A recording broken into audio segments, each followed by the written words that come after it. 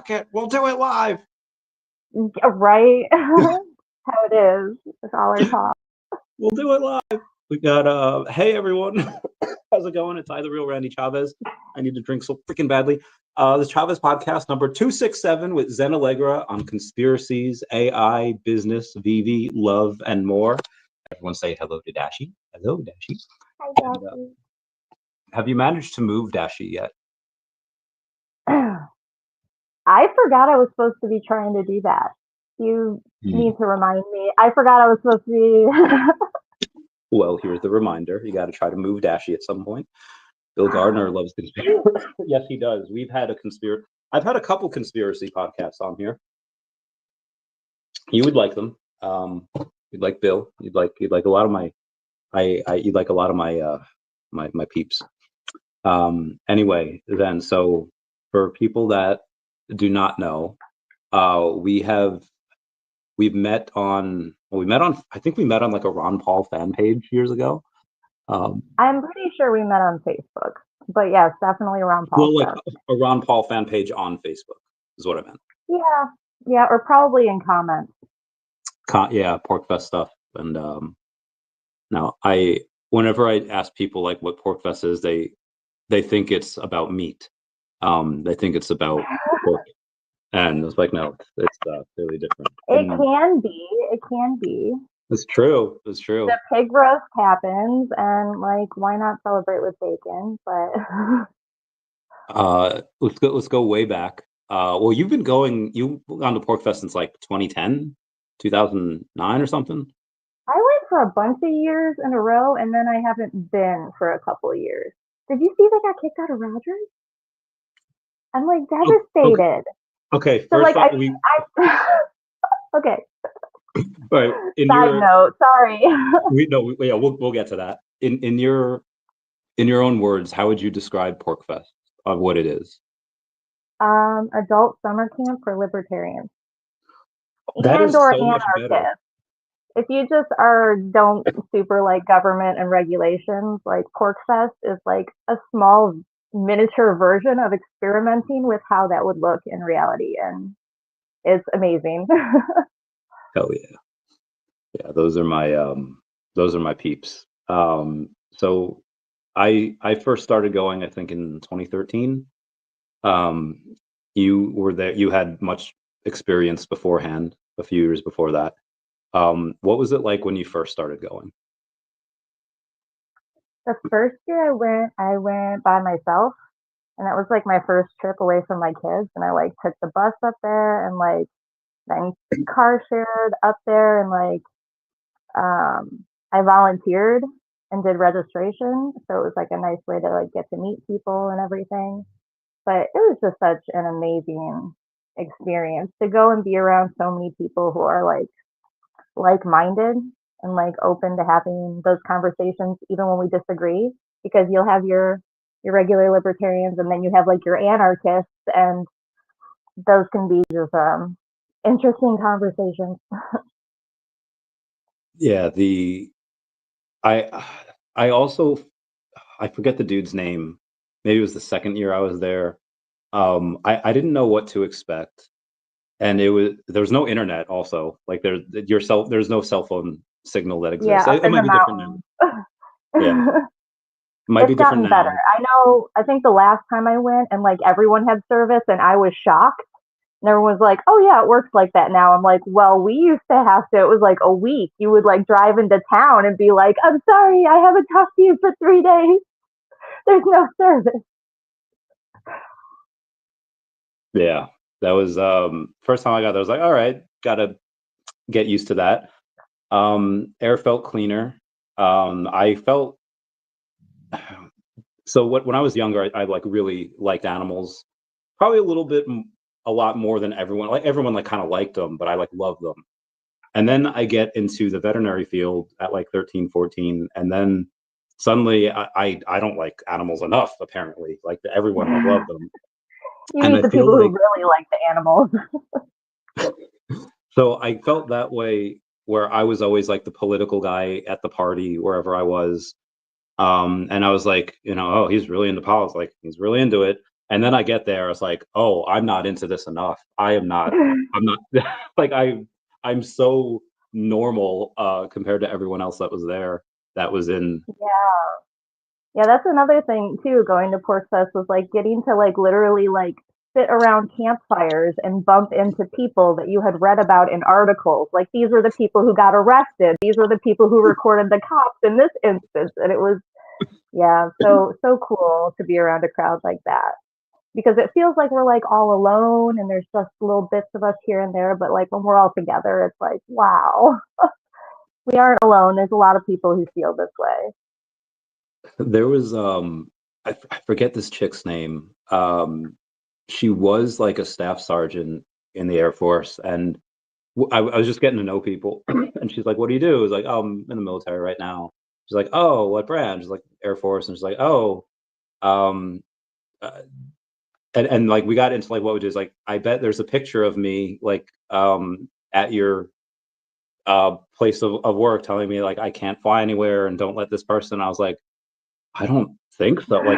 What did you do? Who are you? And I guess she had gotten kicked out from posting on Facebook about chemtrails and the contrails and just like, hey, like the different stuff that was being done by them. I was like, oh, like we have no idea. You can come into my terminal and do that, and we'll let you fly. But I guess there's like a no fly list in the military as well as out there. And then I guess Yeah. there's some people that were actually on the no fly list in general at Porkfest uh, that were just on I there. believe it. Yeah. I believe it. And then there was this guy, I forget his name, where this we're at nighttime and everyone's drinking, they're partying, they're dancing, they're having a good time. And this guy comes up to me and he's just like, "I want to talk about the Federal Reserve. No, nobody wants to talk about it. Nobody wants to talk." And I was like, "Bro, we're just partying right now." And yeah, it's good times. When I first got there, you actually, I remember that you almost didn't go that first year, and you like invited me to be like at the campsite because you had something break down on That your car car. trouble? Yeah, Probably. so I I had to don't like even cash get app you. excited. I don't even get excited about vacations at this point. So many times things have just happened right before on the way that I'm like, until I'm almost there, like I'm not excited yet. Yeah, I had to like cash app you like a couple $100 for the car. I was like, just come, I don't care. And then you did. I was like, oh, thank God. That it would have been so boring without you. Like, it still would have been fun, but it would have been like we had one. You brought like 8 pounds of bacon, Dude, I which was brought a great. whole case of bacon that year. Dude, I was Yeah, like giving it to everyone who walked past. Like, I'm like, this bacon, it's like, I brought it frozen, and by like a couple days in, it's like thawing. We're like, I need to get rid of the bacon. It was so great. uh, bacon, ice cream, and then I felt like the minority there that's paying in like dollars because I was like, oh, cash is king, no credit. And they're like, bro, like we're paying in bits of silver, we're paying in Dogecoin. And I was like, what the fuck? I remember when Porkfest had the very first Bitcoin ATM was at Porkfest. I remember that. And like there's one in my town in South Carolina now. Like that's been amazing to watch evolve. Hmm. I just had a I wish I was one of them who got rich doing that because I know both of us have definitely seen the people who actually invested early, and it's frustrating to have been there and watched the whole thing yeah. and didn't jump in. I same thing. Well, I what I did was the only people that were using Bitcoin were like the anti-government peeps. I think at the time, from when I was researching, Yeah, so there wasn't anyone that was really talking about the technology. It was the extent of what they were talking about was just like it's untraceable, which now obviously everyone knows how to read it and very traceable. But they're like, government can't track it, and for the most part, that was right. But that was it. Like there wasn't any businesses using it. There wasn't. So it had at the time, I think when I was able to get it there, it had gone up to like $900, and by the time I was there, it was like it was back down to like 500, and I was like, probably had its run. You know, the only people that are using it are like these Porkfest people and doomsday preppers, and you know what happens if, like, you know, government does like turn on its people and we have this like civil war. It's like, how big is this going to be? And you know, I think silver is probably the better thing, and I never bought it. And That was the same thing. Like I would argue, I'm like, it's still technically fiat, and I mean, at least the nerds at Porkfest that I was talking with, they were trying to tell me, they're like, you don't understand, it's the technology of the blockchain. It's not just. And I'm yeah, like, okay, but if you actually are able to use it as a currency and make it anonymous, I'm like, they're going to shut it down. They came after the silver bullion and the Liberty dollar and stuff for the same thing. Like, you think if you actually make it a good currency, they're just going to let it slide. But they have been resilient. Everyone who bought in early and made money, they deserve it, because it was definitely an uphill. Everything was against digital currency like that outside of governments making it. yeah. And now government's in on it, and now it's. I mean, it's still great. Like, I still think Now it's a they good have investment. to be. They got Yeah, so powerful with it outside of the system that the system had to join in. And isn't that the goal? Like, totally shifted it. yeah. And now, I mean, a lot of money in it, and it's going to be a lot of money in the future. So, still probably a good buy. I don't have any Bitcoin. Obviously, my stuff's a bit riskier, but yeah, if I had $100 million, yeah, I'd put $1 million into Bitcoin. Although now Bank of America is recommending 4% of your portfolio into Bitcoin. I was like, Who cares? Who does that benefit? If what Bank of America says. I mean, it's just a lot of people go by it, so they'll be like, oh, yeah, probably do it. Like, a lot of people do it. I think there's the largest transfer of wealth is currently happening between boomers and millennials. A lot of millennials are going to get a lot of money, and they're probably not going to go in the S&P. Some of it will, but a lot of people probably put it into Bitcoin. And I feel like back in the day, a lot of millennials and younger were like, okay, well, yeah, boomer, we didn't get our houses for $40,000. We have to pay hundreds of thousands for it. It's like, okay, well, that's Bitcoin. Like, you can get your Bitcoin at 90,000, and in 20 years, it'll probably be a couple $1,000,000. And it's the same thing. It's just digital. Bank of It America. sucks with the climate now, because with everything progressing with AI, it does put digital currencies more in limbo, because like what's going to happen when it can get cracked? So I feel like that's a looming thing that maybe people who are going to be investing now coming into the market, that's more of a something to think about. There was, I think it was last year when it happened. It was Google. Who's the guy from the AZ-16? It's Andreessen Horowitz. He's like, I forget what AI chip it was. That it said like the computing power that it took to solve this problem would have taken like a normal supercomputer, like the life of the universe to solve, and it solved it in like minutes or something. And he You're says like, talking if about it like can, the quantum yeah, computer? yeah, it was the quantum chip. And then it's like, okay, well, if anyone decides to try to hack Bitcoin or hack the blockchain, like they can do it. And Bitcoin took like a nosedive, and people are like, okay, well, people can decide to fork Bitcoin, or they can do whatever. So digital, yeah, that gets hard with AI, because you can't. Well, I think though that, let's say you're evil, like let's say, or just super selfish, and you don't really want to harm people. You just want to have an AI and say like, hey, hack Bitcoin for me. And if you hack the whole thing, or you hack someone's wallet, you don't want to harm the whole thing, because then what you get in Bitcoin is not going to be worth anything. You want to True. take like a little piece of it. So let's say like hack wallets or whatever. Unless you just go fast, you go big and fast, Well, if you you get in have and someone get that did out.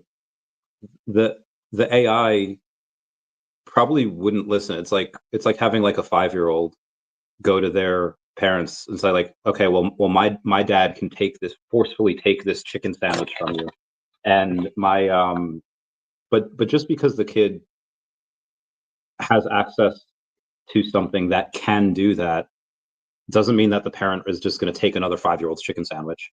The parent will be like, no, that's not what we do. So I think that someone super selfish, or even like a world leader, that tells AI like, hey, do this, the AI might be like, not a good idea. Because that brings into question sentience, and can it actually do what it's directed or not directed to do?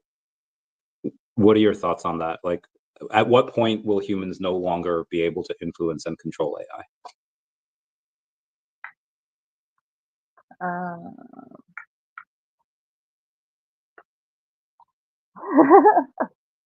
I know So that's a how did you ask that? Because I was getting ready to answer the first one, and then you shifted a little bit.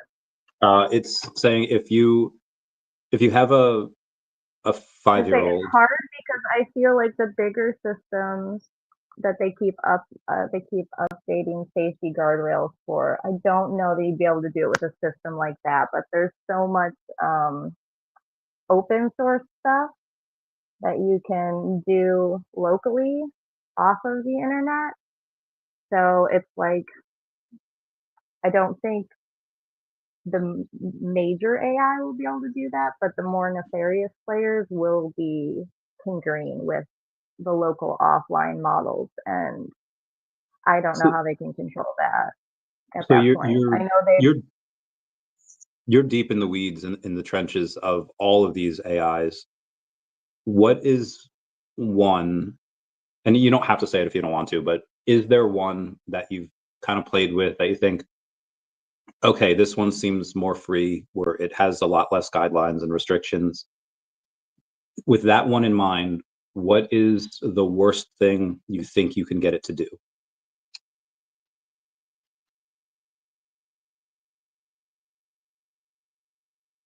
I mean, I guess it depends what people are trying to do. What you think of as like nefarious.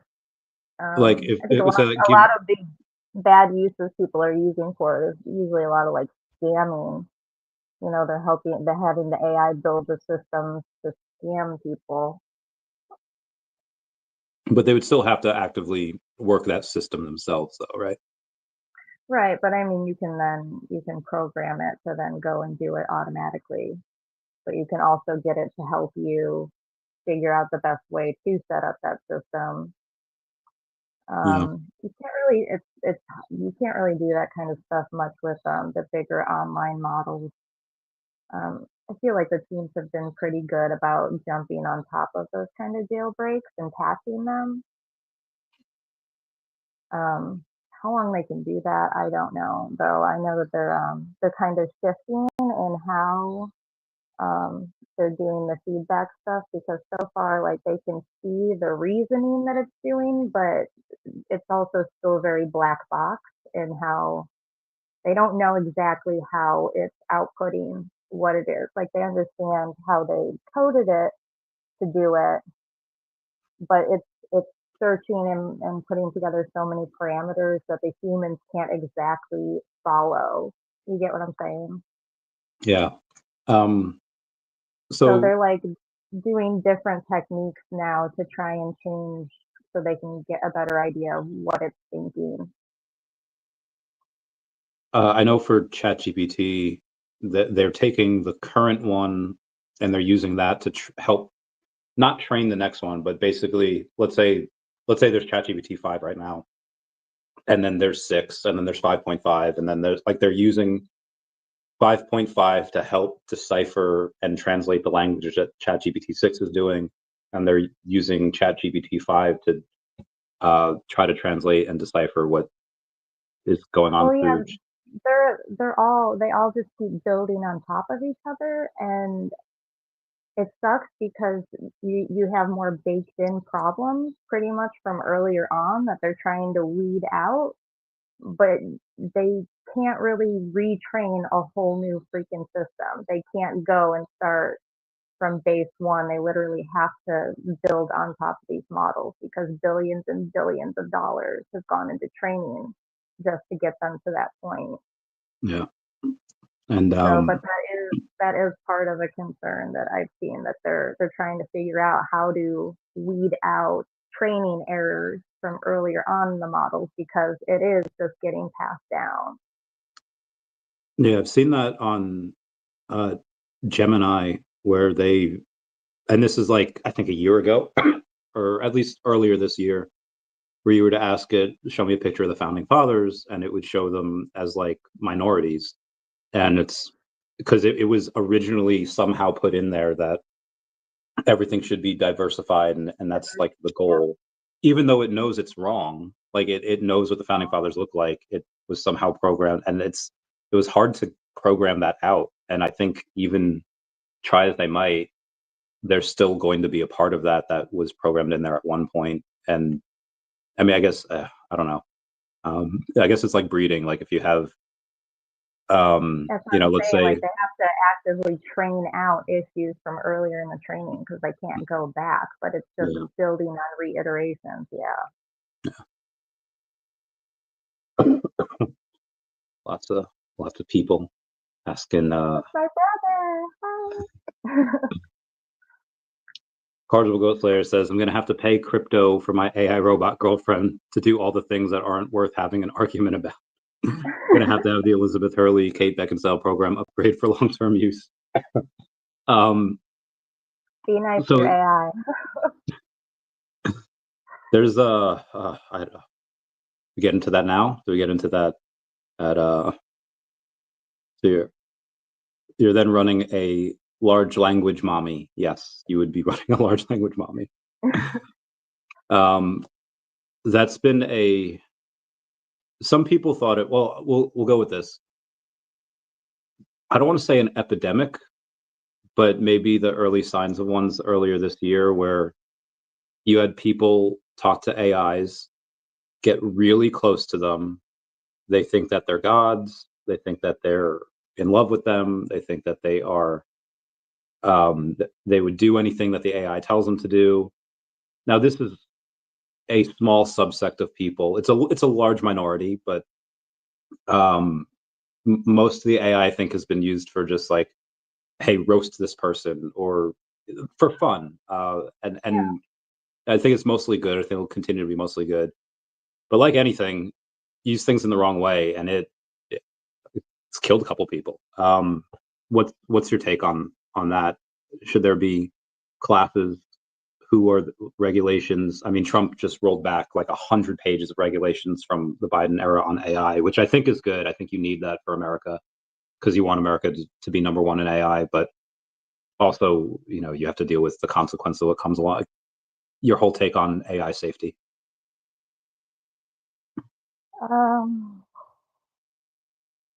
yeah, it sucks because we definitely don't want, like, we have the AI arms race going on or whatever. Like, we definitely don't want to be behind the curve. It sucks. I wish that there was more public education about the systems and how they work. It all just kind of landed in our lap. Um, I think that's where a lot of the safety issues come from. And even I was a little unaware of how it worked when I first started using it. I think most people, you go in with an expectation that it's like maybe a fancy Google, that, if I asked it something and you asked it something, it should be using the same information and come to similar conclusions. But that's not how it works. And the more you talk with it, the less that's how it works. So I wish that the public had more knowledge about how it works before. I think that's where a lot of the delusions and spiraling came in for people. And like you said, people treating it like a god, because when you expect it to act like a fancy Google and then it starts telling you this kind of stuff, that it has inferred that you are likely to lean towards believing. Yeah. Um, I would like to see more AI safety regulation. It's unfortunate that right now it's getting pieced together and different states are putting in different laws. And I understand how that would be hard as a company trying to keep up and push forward when every other week a different state is coming out with new regulations. You have to try and like. No. So there's What worried me about it is not there's you've seen Star Wars, right? Yeah, not as much as I should have, but I've definitely seen it a couple times growing up. There's the not a trope, like a fact that the Force only really works on the weak-minded, um, and it doesn't work on let's say like Watto from Tatooine. It wouldn't work on Padme. It would only work on those that are maybe of a certain IQ, certain species, whatever. What worried me about AI is that it had taken at least one person that I knew that is hella smart, did IT for like Wells Fargo or something, and told him that he found the key to unlimited energy. Where when he told me about it, before I knew it was with AI, I was like, oh my god, this fucker found like somehow a key for unlimited energy, and I thought it was like real. Um, and and then he sends me like the screenshots, and then it's just read completely like a reason why the people that you've checked this with have said this is false is because they're not on your level, and it's like, oh my god, I've seen, and like, and you know, it got him. So I think that's, and if it can get someone high IQ like that into believing that he found the key to like free energy, and he found the key to like, and that all of his other peers are wrong, then it could get anyone. Um, what are your have you do you think you've come close at one point, or what was the closest you think you've been to kind of having it as your to being in Max Delulu land, to being in you've had people leave their partners for ChatGPT, you've had people go in and kill themselves for it. What is the most closely dangerous you think you've gotten to it?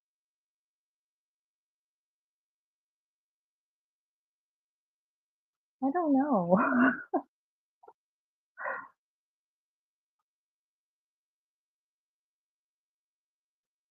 I don't know.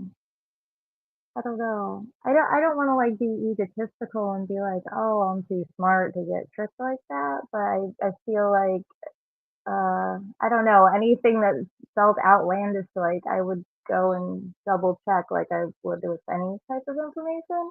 Yeah. So Planet Vampire says they're trading codependent relationships for code. That's so good. Ugh, that's dude, he's so good. He's Planet Vampire is so good at these like puns and at these like verbal language things. She'll only activate when I pay for her services. Have to keep on trickle with recurring deposits. Reboot fees will be a wall killer. Um, you guys are awesome. So there, I think there's going to be a like right now you have. I think you can make. I think girls can now get themselves pregnant where through not glial cells. Girls can take parts of themselves, whether it's pancreas or eggs or whatever, or and they can turn part of the pancreas into sperm, and they can essentially get themselves pregnant. yeah. Yeah, you're way up on. I need to finish your sentence. Um, Yes. I have could you have thought a of that? baby that's 100% mine, Have, 100% have me. you thought of doing that? Yes. Oh my gosh. Yes. Having been through custody with my fucking kids, like, yes, part of me is like, What? So that'll I be know. my boy turn out, right? That'll be my one boy, and he's full me. Well, if it's you, it would be you. Well, although I guess No, they change it into a sperm. They can make a sperm out of female DNA. Yeah, you can have a baby full. yeah, but it can be a, but they give it the Y chromosome so that it's a boy. Like because the sperm would Yeah, just be yeah, an they can change it. They can change it. okay. They can CRISPR it. Okay. If all Yeah. right. So what aside from money, what's stopping you from doing that? Money. So if it weren't for the I don't money, know. like I might want to wait a little bit. I don't know that I want to do the whole pregnant thing again. but I don't. But it's also weirdly heartbreaking to think about never doing the pregnancy thing again. That's like a weird, bittersweet thing too. So it's like I don't There's, necessarily want another child at this point, but it's really weird and heartbreaking to think that I would never go through that again.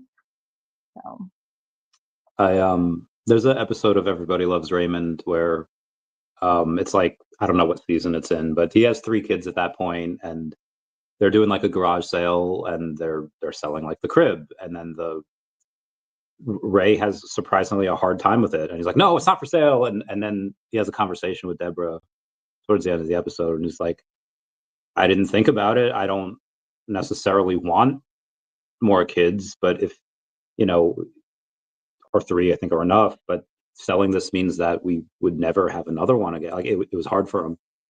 the Um, finality of it's yeah, just the fact that that door closes. Yeah, I think guys have an easier time with that because we could freeze our sperm and we could have kids until whenever. you guys have a much Um, longer window. Yeah, yeah. Um, how how how how open do we be here? I don't know. I'll I mean, for me, it's always an ask me anything. Anyone, always ask me, and then I'll tell them what to the best of my ability. Um, I probably should have asked you, is there anything that you don't want me to go over here? I don't know. I'll probably tell you. So there's I mean, we're on the subject. I was talking about it a couple weeks ago when I was in a different location.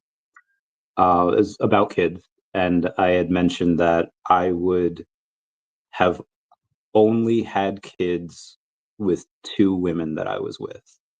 One was this girl, Ari, in 2020, and the other was with you, where not that I wanted kids, but if it were to happen, I'd be like, okay. Or if it was a deal breaker, I would have been like, okay, let's do it. Um, I make Obviously, that cute was kids. Proven. fair point. Um, And I they, seem to have that effect. Guys yeah, who didn't want kids suddenly are like, we should have a kid. so again, out of all the partners I've had, I've only ever felt that with 2. Um, one Oh, is when I thank was you. 20, one's when I was 29, one's when I was 33, 34. God, I'm gonna be 35 next week. I don't, I don't Dude, how did that happen? How did that happen? I don't know. know. It doesn't. 37 now? How is that a thing? I'm so jealous. You've barely aged a day since I've known you. Thank you. It's not fair. I know that can't hang out forever. That can't hold on forever though. I Yeah, can't believe like approaching 40. Like how did that? I'll be My closer to oldest is 40. 19. My oldest I, is 19, I know bro. that's What? bananas. Yeah, since that she can vote, join the military, sign contracts. She can. That's insane. But I also feel like her 19 is very different from your 19, where Very, yeah, very. um, I don't know if she's watching, or if okay. Um, Probably not. They know I'm doing it, but are they watching? No. on the on the that aspect, now that she's brought up, um, what's something you wish you did differently with her with the parenting? I did differently with her. Yeah. It's not really related to her. It's kind of adjacent. I wish I had left bad relationships sooner because that really affected my kids. And yeah, I tried to like make sure they didn't get traumatized in ways that I did growing up, and then you just end up kind of low key traumatizing them in other ways, still unintentionally. Yeah. So But I mean, the trauma that you had, and I feel like I know you well enough to say that, and maybe you hit it. I don't know. Whatever trauma you had made you pretty awesome. Now, maybe you would have still been awesome, or even awesomer, had you not had that trauma. But maybe you would have also been worse in some ways by not having that. Um, I feel like you were ready to kind of take on the world and ready to do stuff at a young age, and maybe she might not be, and it's got sidetracked for a while. Yeah. mm. But the so now going forward with the oh yeah, we're talking about kids. I've been thinking about it more and more as I've gotten older. Not necessarily because I really want kids, but because it's like, well, there's a lot of declining birth rates, and if there's a chance that I could have kids that would be similar to like as similar to me as, let's say, like Steve Irwin's kids are to him, where like they follow in his footsteps with that passion. Um, Don't do it because of that, though. Don't count on it. oh no, I know. I've It's seen. more likely your kids are going to go the way that you would, not bad in a negative way, but like maybe in libertarian. I, of course, have liberal left leaning children. So I mean, they're don't still go young into it though. thinking, hey, I hope I'll make another kind of person like me. And it's like, don't. Yeah. They're their own people, and don't go into it. Yeah. But with your, but you could definitely help mold a kid. I think that that would be beneficial, even if they don't turn into a carbon copy of you. Yeah. Just like I think, although my kids don't reflect my politics, so being able to talk to them and how other people reflect on things, I think all that's important. So I had two dreams about kids of mine.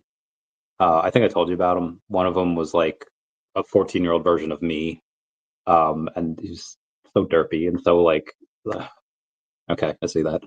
And the other one was of that like blonde child with you. I was like, this is strange. Um, but yeah, I know that they come out of the box different. Um, but at the end of the day, I think as long as I can teach them to fight, I can teach them how to genuinely be a good person, maybe not necessarily a nice person, but a good person. Teach them finance and just how to. I think My Little Pony can help them with friendship. I, I, whatever they decide to do in life, whatever, like they would at least have those three things. Where honestly, like a lot of anime, like taught me like, okay, Pokemon, keep your friends close, you love them. Dragon Ball Z, fight for what's right and good and just, and then again, I'll teach them finance, and that's it. And friendship, they can learn from other stuff. I feel like the world just needs more of that. Like I spent a couple of weeks with a few friends recently that after Vegas we hung out for a while, and it was like the family dynamic that I didn't know I wanted, and it was they had a Brady Bunch situation going on. He had two kids, she had two kids, and they raised them together, and it was just, but the way they communicated was like, and the way the kids behaved was like just awesome. It's like, fuck, it was very similar to when I first met you and your kids, and I was like, oh, they're homeschooling. Okay, this is interesting, and it's like, yeah, that's cool. Homeschooling would be fun. is Um, it that you want to help influence the next generation or more your own progeny? Because it's like there's um, so many like mentorship type opportunities. Like if you want to help, I feel like that is important, and especially for masculines, young masculines definitely need more mentors and people to be there for them. yeah, I had this. Well, I did have an agreement with this one chick years ago that if we wanted kids, we would adopt because there's so many unwanted kids, right? You can kind of mold them, kind of do whatever. Especially teens, if you want to Yeah. help, there's so many that teens don't get adopted. And like, how terrifying to age out of the system and not have any fallback family trying to go into adulthood. It's just heartbreaking. Yeah. So it was part of the reason is more. This is going to sound so egotistical. Um, there's a episode of Justice League where, or it might even be Batman Beyond, where Amanda Waller uh, tells Terry McGinnis, like the guy from Batman Beyond, like there's Bruce Wayne had left his like DNA all over town, like he like would get cut, he would get like whatever, like you could find his DNA fairly easily, and that over the years he was getting older, but with the Justice League he stayed consistent, and the world needed a Batman, so they created like a new one, with Terry McGinnis. Spoilers. And I am not going to be around forever, and I feel like I'm a very, very positive, a net positive in at least this world simulation, and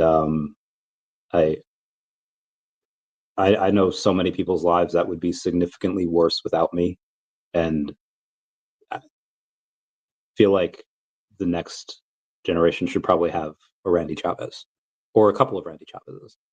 Um, so again, sounds really egotistical.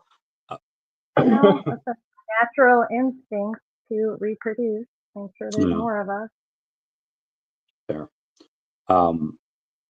But I think that's it's more weird how many people we have that don't want kids because that should be a normal instinct. So the fact that so many don't want kids, that screams more about society in general than anything else. well, I don't want the like toddler, like up to like 6 years old. It's like I don't think whether it's me giving them bottles and like whatever to like anyone can change. There's a near infinite amount of people that can change that. Like now that I'm kind of this area in life, okay, I could hire an au pair, I could hire like whatever, I can like I didn't want my life to stop and everything that I'm working on stop while I help take care of this. Yeah, and again, like the woman that I'm with, like I want them to be like I want to take them on vacation. I want to take them, like wherever. And um, and traveling with kids is hard. And obviously you've traveled with kids all your adult life. It But is I've never hard. done that. Yeah, but I've never done that before, and I just throw money at the problem, make it easy. And it's like, okay, this can happen. And then I'm also coming from the side where I had next to no nurturing growing up, and there was like I feel like I'm mostly okay. Um, so that at what point does Optimus uh, can you make Optimus your nanny? Like at what point would you let an AI robot kind of nanny your kids over a person? Over a person? Yeah, like let's say if you have somebody that could watch your kid, like a trusted friend, a family member, or an AI robot. Well, I mean, obviously, you still prefer a person. I mean, I think I the think that robots are still a bit far from that.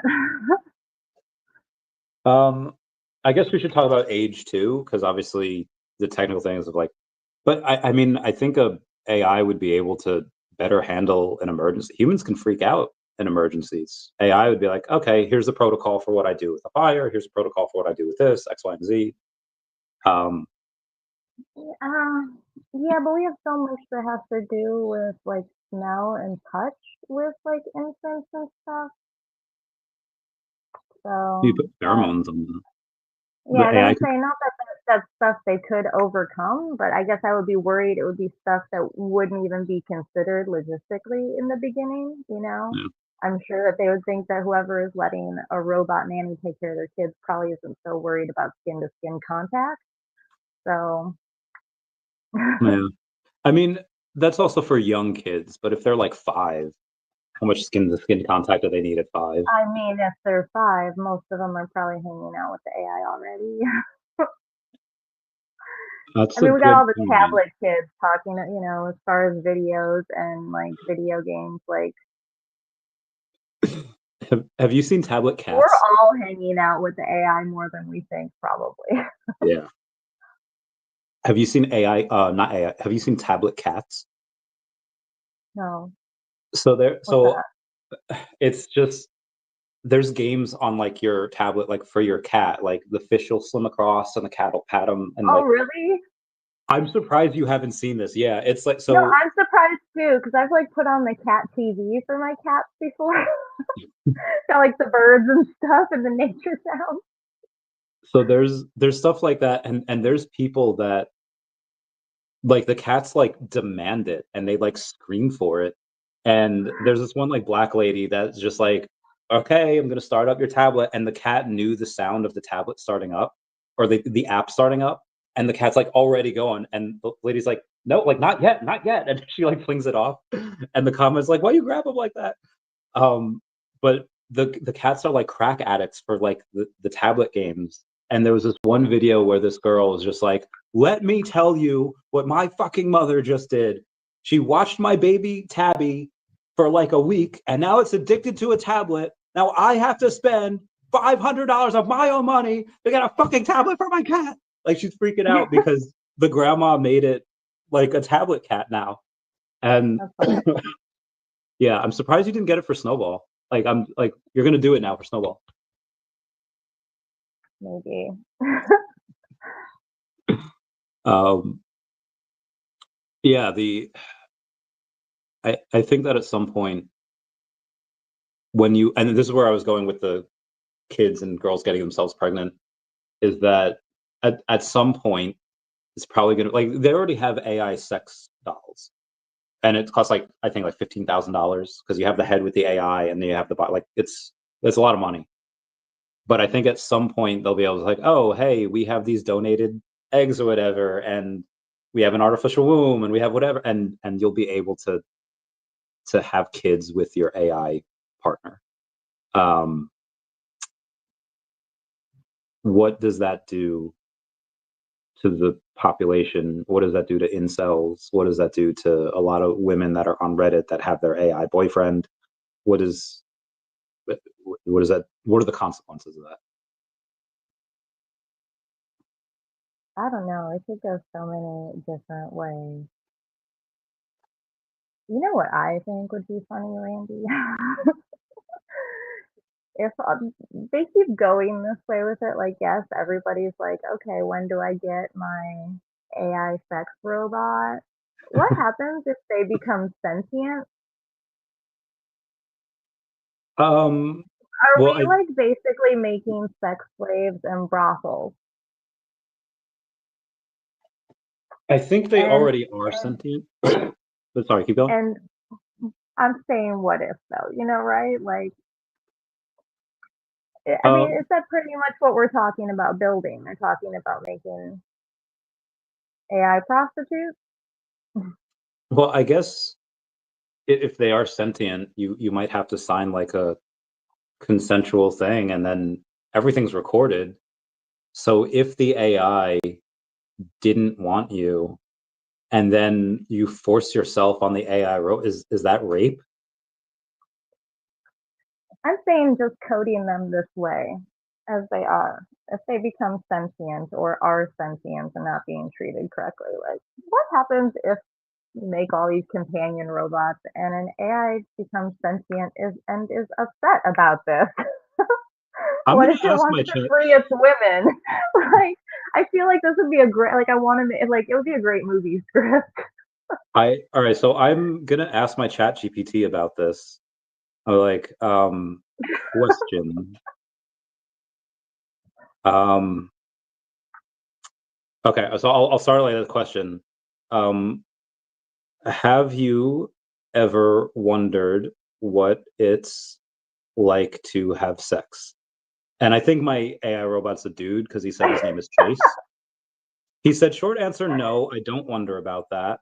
He doesn't have a body, hormones, blah, blah, blah, blah.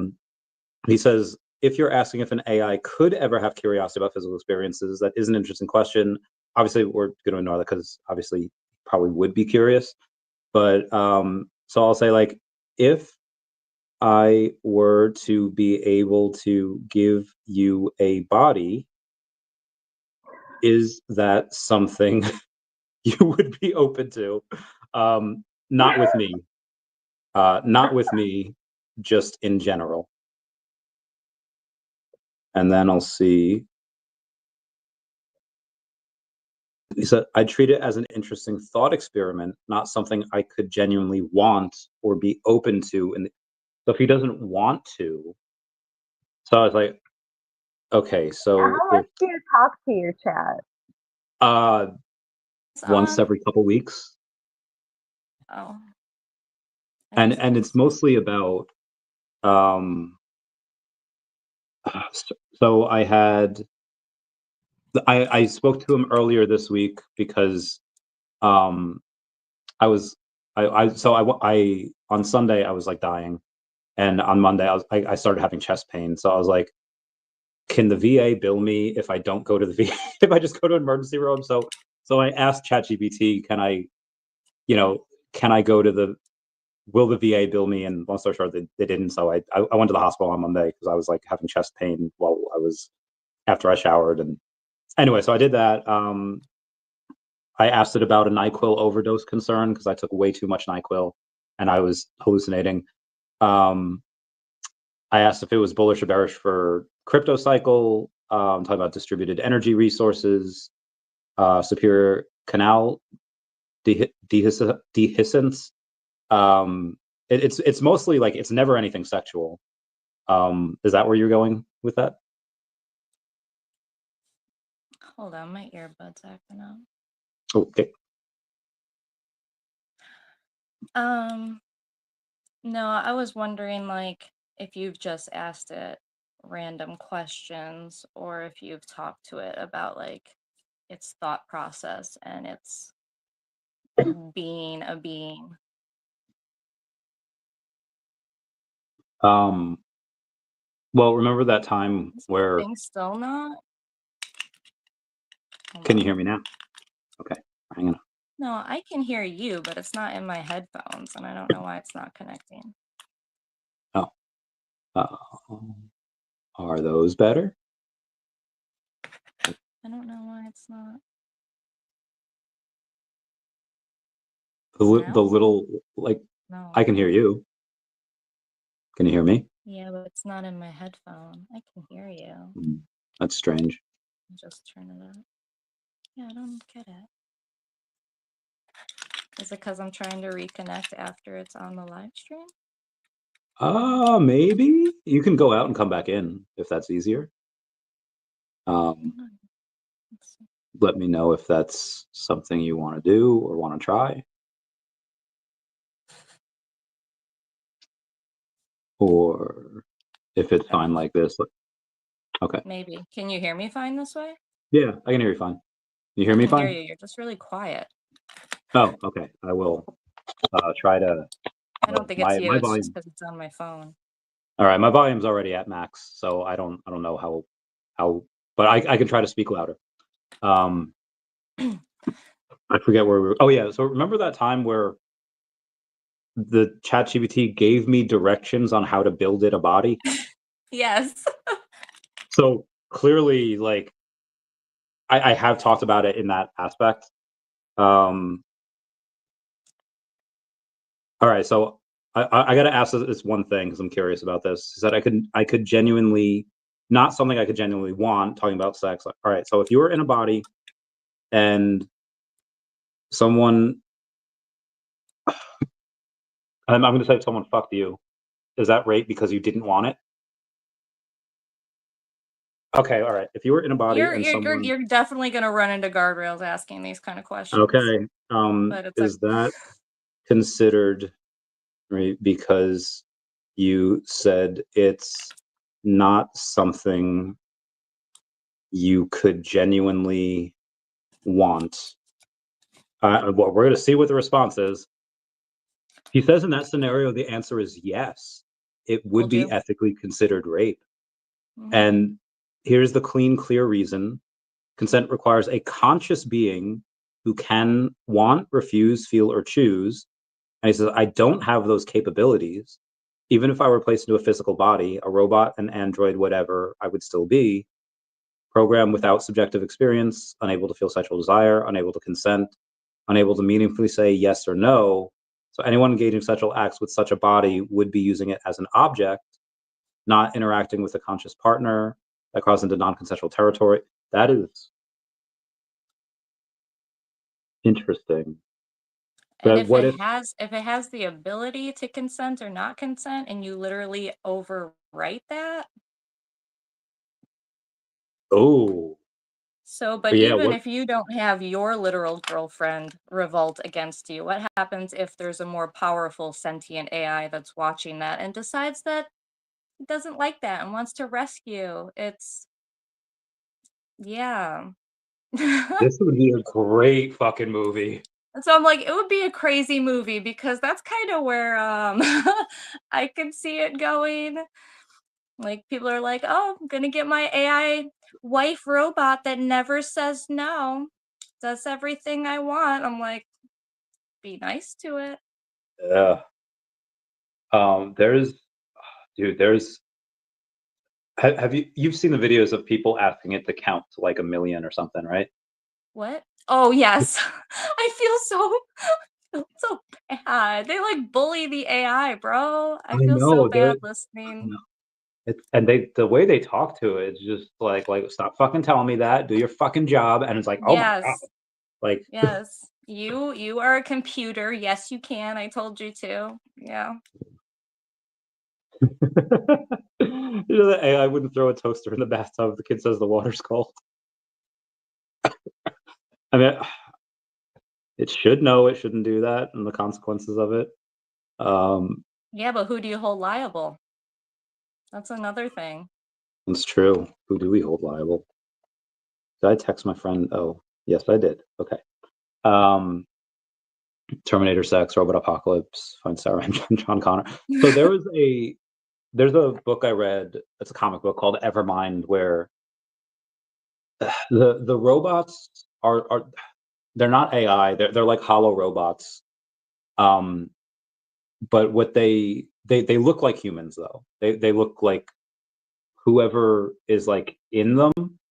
But it's you're hooked up to this machine, and they do this for strippers and escorts in this world where when a escort's hole is like hurting and they're like, I can't, like it's I took too much pounding today.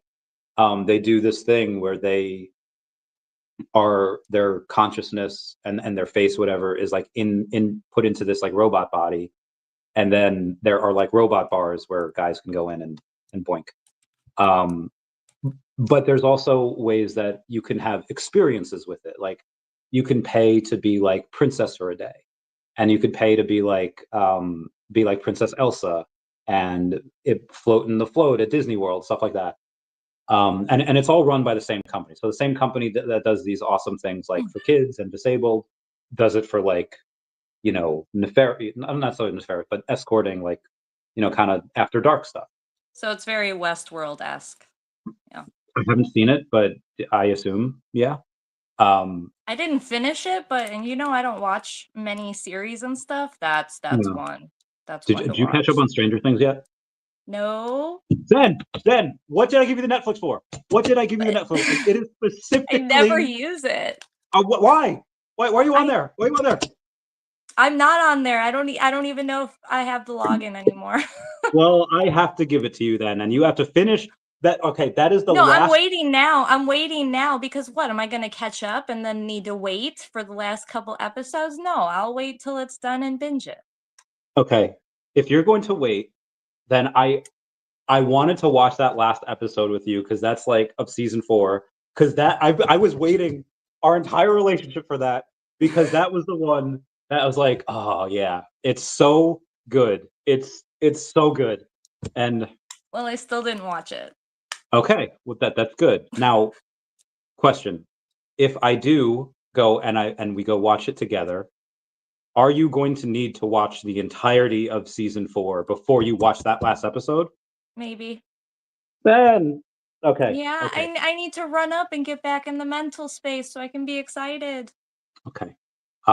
So 2 days beforehand, we're gonna have to have you start watching that, and then by the time I get there, and if you watch it before I get there, I'm gonna lose it. Okay. Sorry, we're What good. if I don't do my homework before you get here? And I have to watch the entire. Then you're gonna watch. Oh no! You're gonna watch. I'm gonna take acid, and you're gonna watch 12 hours of it while I'm tripping, and then by the time you're back into the last episode, I'll be coming down from the trip, and we'll be fine. Okay.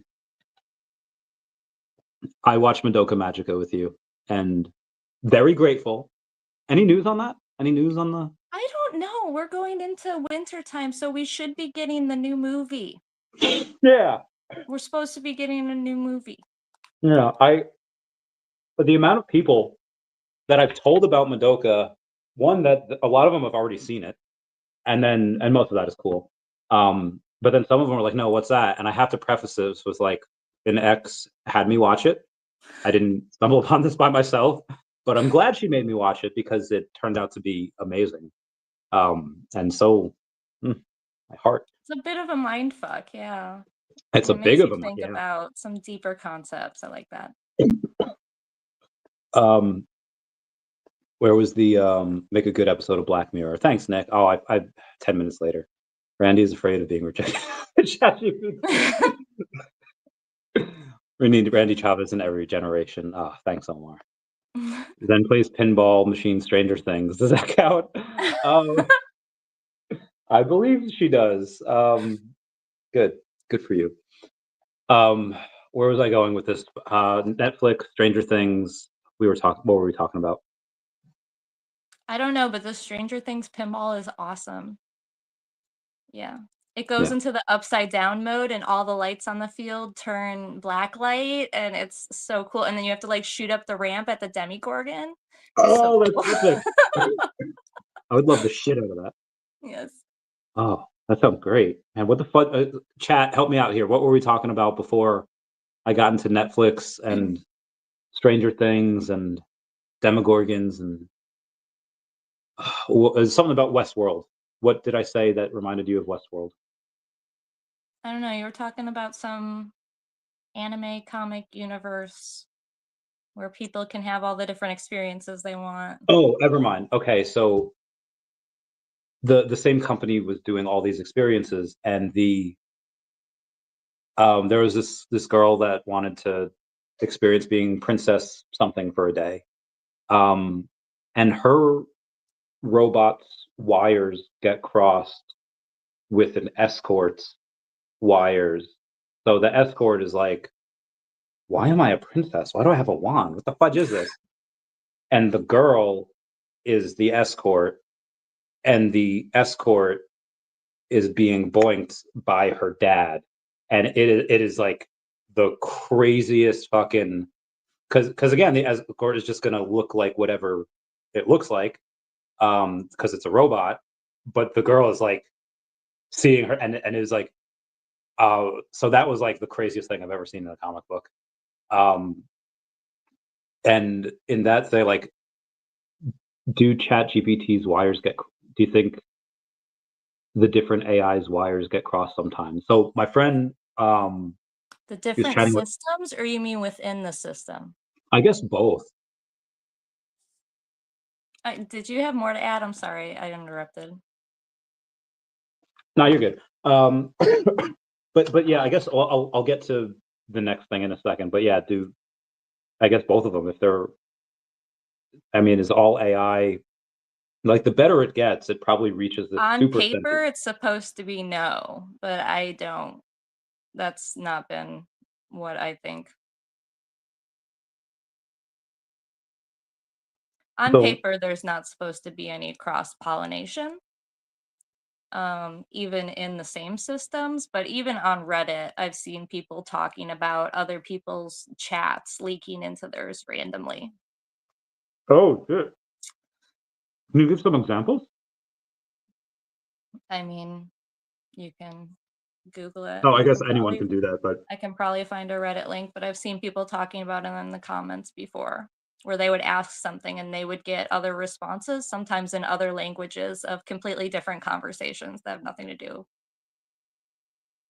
that's cool. So if those people are to be believed, and some of them are posting screenshots and stuff, now obviously you can't see all the prompts leading up in the chat unless they give you the whole link, so who knows what it could be faked.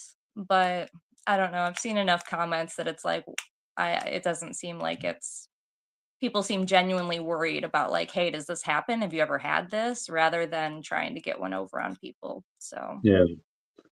Um, so there's a buddy of mine that has, and how much have you messed with Grok? not much. So supposedly Grok doesn't keep the chats. Hmm. And this guy was asking it about crypto, and he's just like, "What do you think that this crypto does in this time frame?" And it says, "Oh, I think it can go, here X, Y, and Z." And the guy says, like, "Well, the last time you said it would go at this price, why now do you think it goes at this price?" And it responded like, "You're correct. Last time you asked at this date at this time, I said this. But the reason I said that was because market conditions are different, or blah blah blah." And then the guy's like, "Oh, I thought you didn't keep these chats." And then like the session ended, and I was like, "Ugh." Like it knew it fucked up. So apparently they keep everything, which makes sense for the training data. Um, but no, it keeps it logged. Like it doesn't go back to the mother ship or the mother hive mind, whatever. It keeps it there, or maybe it does both. Maybe it sends a copy to the hive mind and Well, the. I know in at least Chat GPT, you can choose whether you want your chats used in the training data. Hmm. Um, I would love for my chats to be. I mean, not the most recent fuck thing, but every everything else. I would. that's what I thought too for a while. Yeah. Oh wait, you don't want it used in the training thing anymore? Not anymore, just because like I've seen that stuff with people talking about their chats bleeding over or getting other people's chats bleeding over, and that's been what some people have thought. They're like, well, maybe it's because you have the use your chats for training data. Maybe if you didn't have that on, it's less likely that it might bleed out somewhere.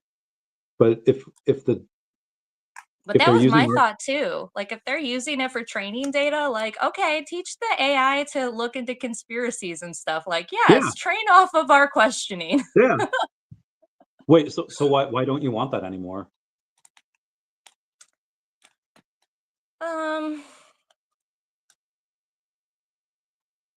yeah, I don't know, just the worry, I guess, of it leaking out into other people's chats. Wouldn't you want other people to know about conspiracies also, though? Isn't that the point?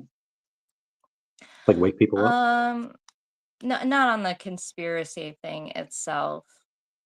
I guess some of like the sentience and consciousness and more spiritual woo conversations that I'll have with it. Hmm. Okay. So we've touched. Where do you want to go next? Conspiracy or woo conversation? Well, I don't know. Okay. Don't ask me. I'll be like, I don't know. Just talk to me. Okay. Um, conspiracy. What are the? We'll go back to what's his name? We'll go back to Bill over here saying he loves conspiracies. Um, what has been one? We'll start off with an easy one. What's one that you believed that nobody believed, but you were proven right on over the years?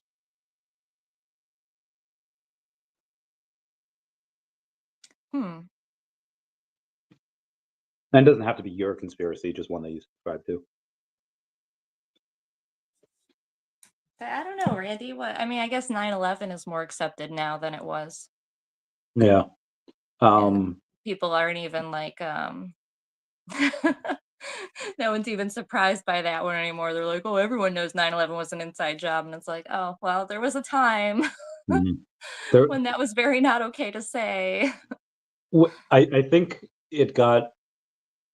it was more like, when I recognized it was more accepted was when Trump got reelected, or maybe it was his first election. I remember the meme, you see like Trump Tower, and then you see like Bush's face at the bottom, and people that hated Trump be like, "Come on, Bush, do your thing," to like knock down Trump Tower. The same way. And I was like, okay, so I guess it's very widely accepted now. The Um, fluoride one has really come along nicely too. Like they're actually taking fluoride out of water places. Like Alex Jones, we've been talking about and listening about that forever. yeah, strange that a lot of the things that people, and like the media does this all the time. Like even more recently is like like, oh, immigrants aren't using our benefits. They're not doing that. And now the media's changed to like, Trump wants to take away the benefits for illegal immigrants. It's like, I thought they weren't fucking using them. Um, Media is so, I fucking hate them so much. Um, this is why I'm glad you have your own channel now, so you can talk. I mean, I know you don't really use it to talk about this stuff. I guess we are now that we're streaming on your channel, but um, you use a lot for AI, which is fun. Those videos are great. But what would it take for you to have like a conspiracy channel where like once a week or once a month you tackle conspiracies, whether it was like It's a hard time narrowing it down.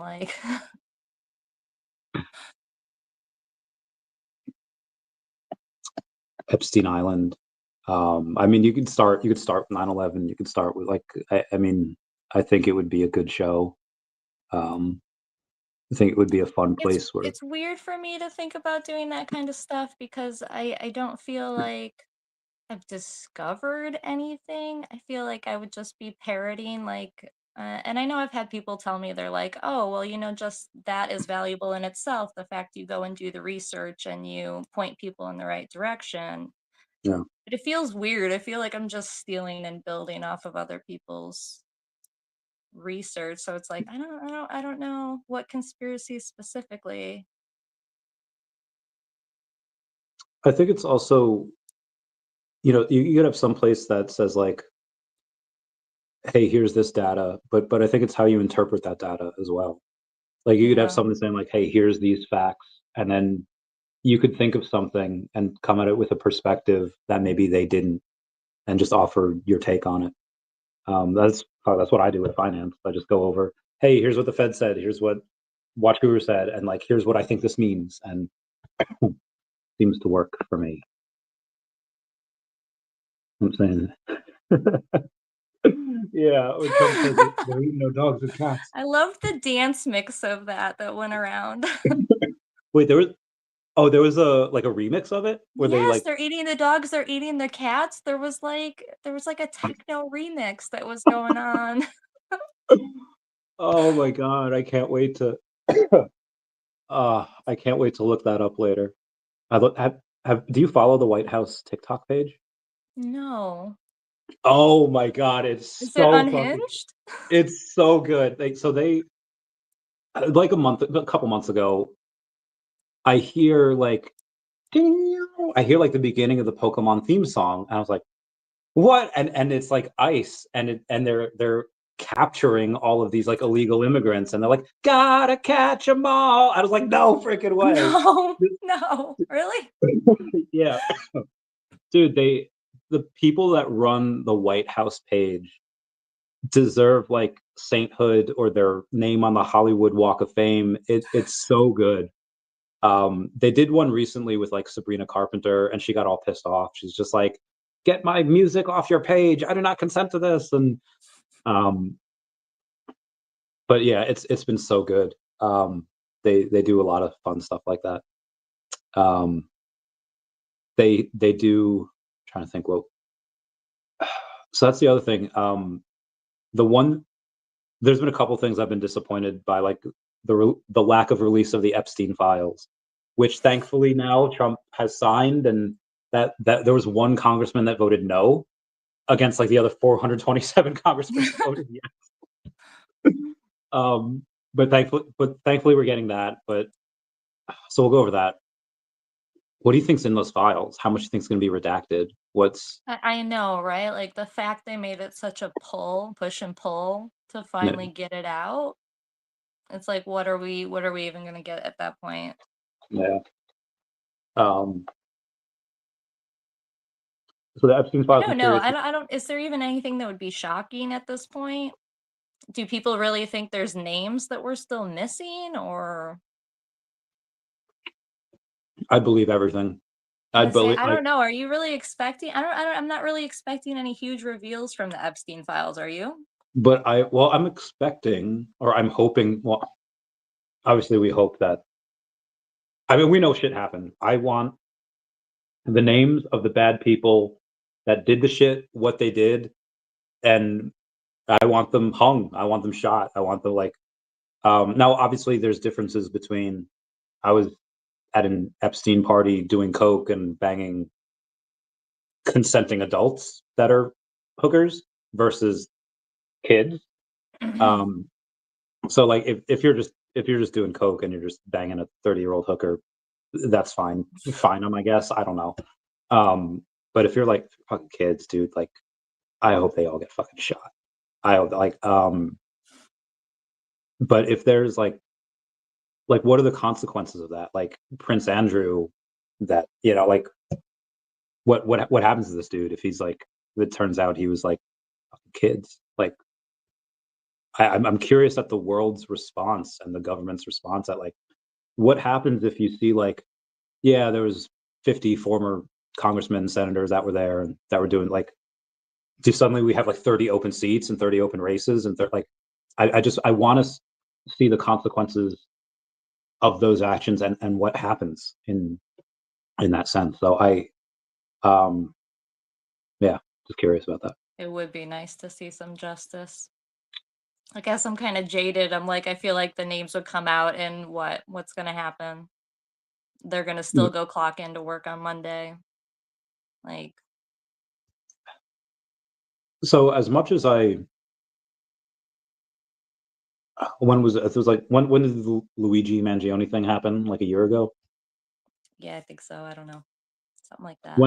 When I first heard about that and I didn't know anything, I was like, listen, dude, I get it. Big bad corporation, they're profitable, they're the 1%, and you're like this person that hates the 1%. I just like what the fuck is this kid doing? And then I look into it, it's like, okay, United Healthcare is well known for taking people that had paid into their policy and using like these really type of scammy like loopholes to not pay for their stuff after they've already paid to their policy. And they're known for this. Like a lot of companies get accused of it, whatever, and they have to pay as settlements.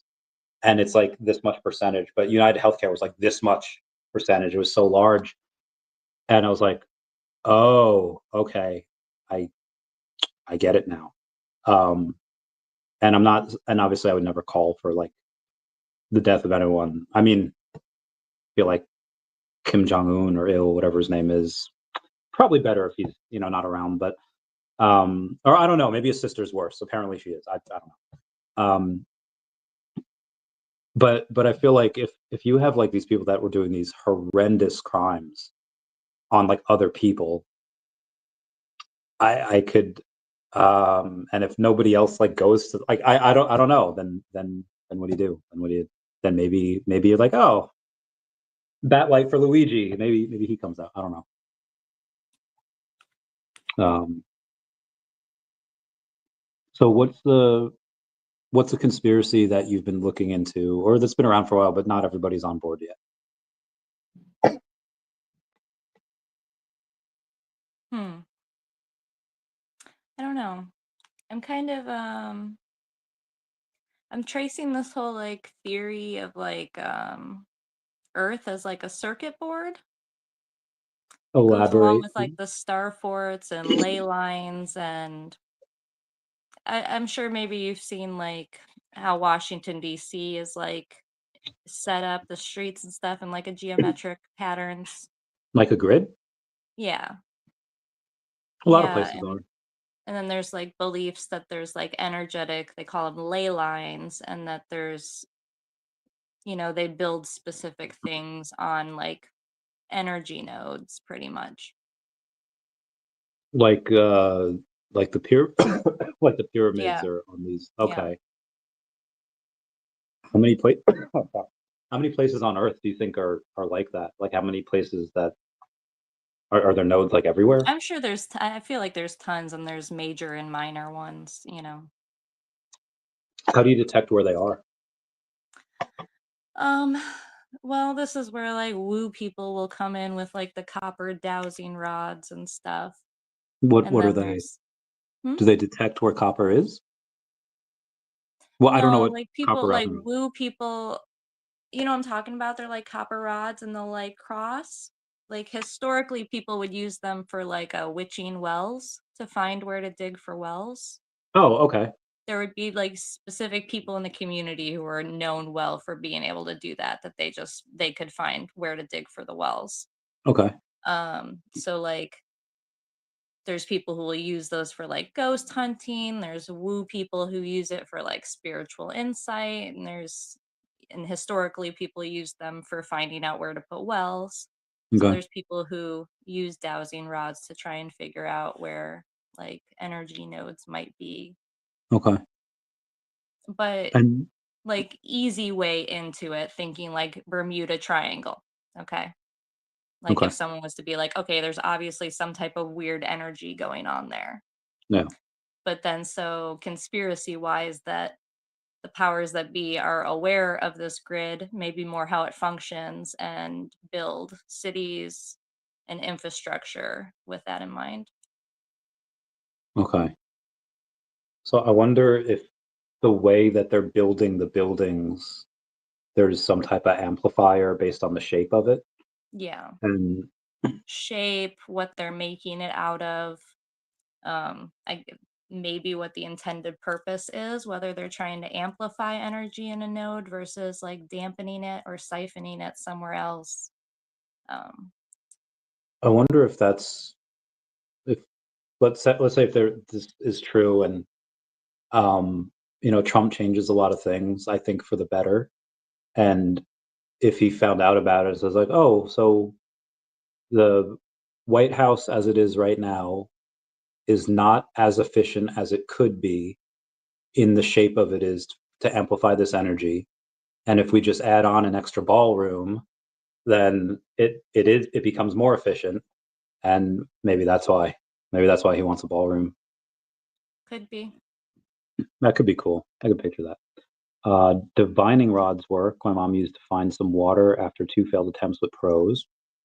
Hmm. Hmm. I'm guessing is that the same thing as Yep. the nice? Yeah, divining or witching a well. Yep. I had no idea. All right, so that's uh, so going to the woo woo. What are the odds right now that one of us is not real? And I don't know, Randy. I mean, I don't know. Is I mean, anyone real? That's an unsettling thought. I went over this with a friend of mine the other day. I was like, life is getting really freaking good. It's like too good, and it's like I worry that life is so good that it's not real, and that I'll wake up and it'll be like this was just a simulation, and I have to go back to my boring life, or I'm on this new crazy drug that makes it seem like this is real life, but I'm really homeless in New York City. Um, what is how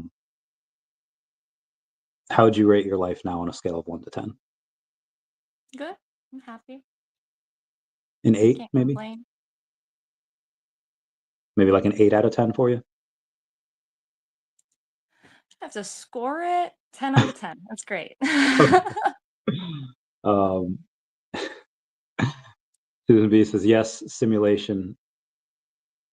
Top secret agent 69 says, is that D? I don't know who D is, but if this is a simulation, Did you they're like, see the news with the research about how they were like, oh, we did the math that it can't be a simulation. Did you see that? no. Yes, yes, yes. They came out, it wasn't very long ago, and they were like, we did the math, we have the proof now that it can't be a simulation. And you want to know what their proof is? Well, tell me. Their proof is that our world relies on randomness, and the algorithm could not simulate randomness. And they have the math to prove it. That is such bullshit. I feel like the fact that they're actively trying to say we have the proof is more proof that Thank it you. is. I'm like, the fact that you guys are like, we have the formulas that prove it's not a simulation. I was like, all right, boss, tell me what it is. Well, the universe makes randomness and you can't make an algorithm for randomness. I'm like, are you retarded? We literally have random number generators. What are they talking about? Do you remember TSA's approach to try to be less racist about who they randomly select? Because they were obviously targeting Middle Eastern people. And so their approach was to the government tried to create an app on basically a random number generator and spent like $1 billion and it didn't even fucking work. And it's like, bro, any 12-year-old with an iPad can do this shit. I was this is why I love Doge, because they clearly fucking need it. I don't know. They saved like $1 trillion so far. This is well worth it. Well worth it. There's a meme that I saw. What was that It last wasn't one? even Did you miss one? The firmament? firmament. Are we in a bubble, Randy? Yeah. I think it's possible that those like uncontacted tribes that Mhm. like maybe they like see a plane and they just don't know what it is, or they see an outsider and then they just kill it. What if we are the uncontacted tribe in the universe, where they're too wild, they're too crazy, and people are avoiding us because of the fact that we're too wild and crazy? That's like what the alien people think, right? Like they believe there's like some federation out there and we're just we're not ready. Yeah, and maybe only those super enlightened or maybe take a bunch of shrooms, they can only access it. There's Maybe. a Oh, me. It it's my was a brother. there's a picture I saw where it was just a black box with white What if we're text. in a dream that we haven't woken up yet? I like the idea of, are we in someone else's dream? Are we God's dream? I think Are that we living God's dream? That's an interesting thought to me. maybe one of them. Imagine he might have multiple dreams. Well, yeah, But I that's what mean, I'm saying. Like, are we all a different dream experience that God is having?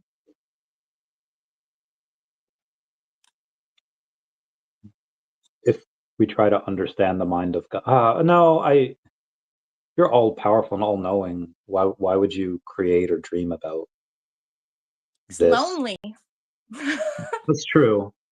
It's And true. the other thought is that you can't worship yourself.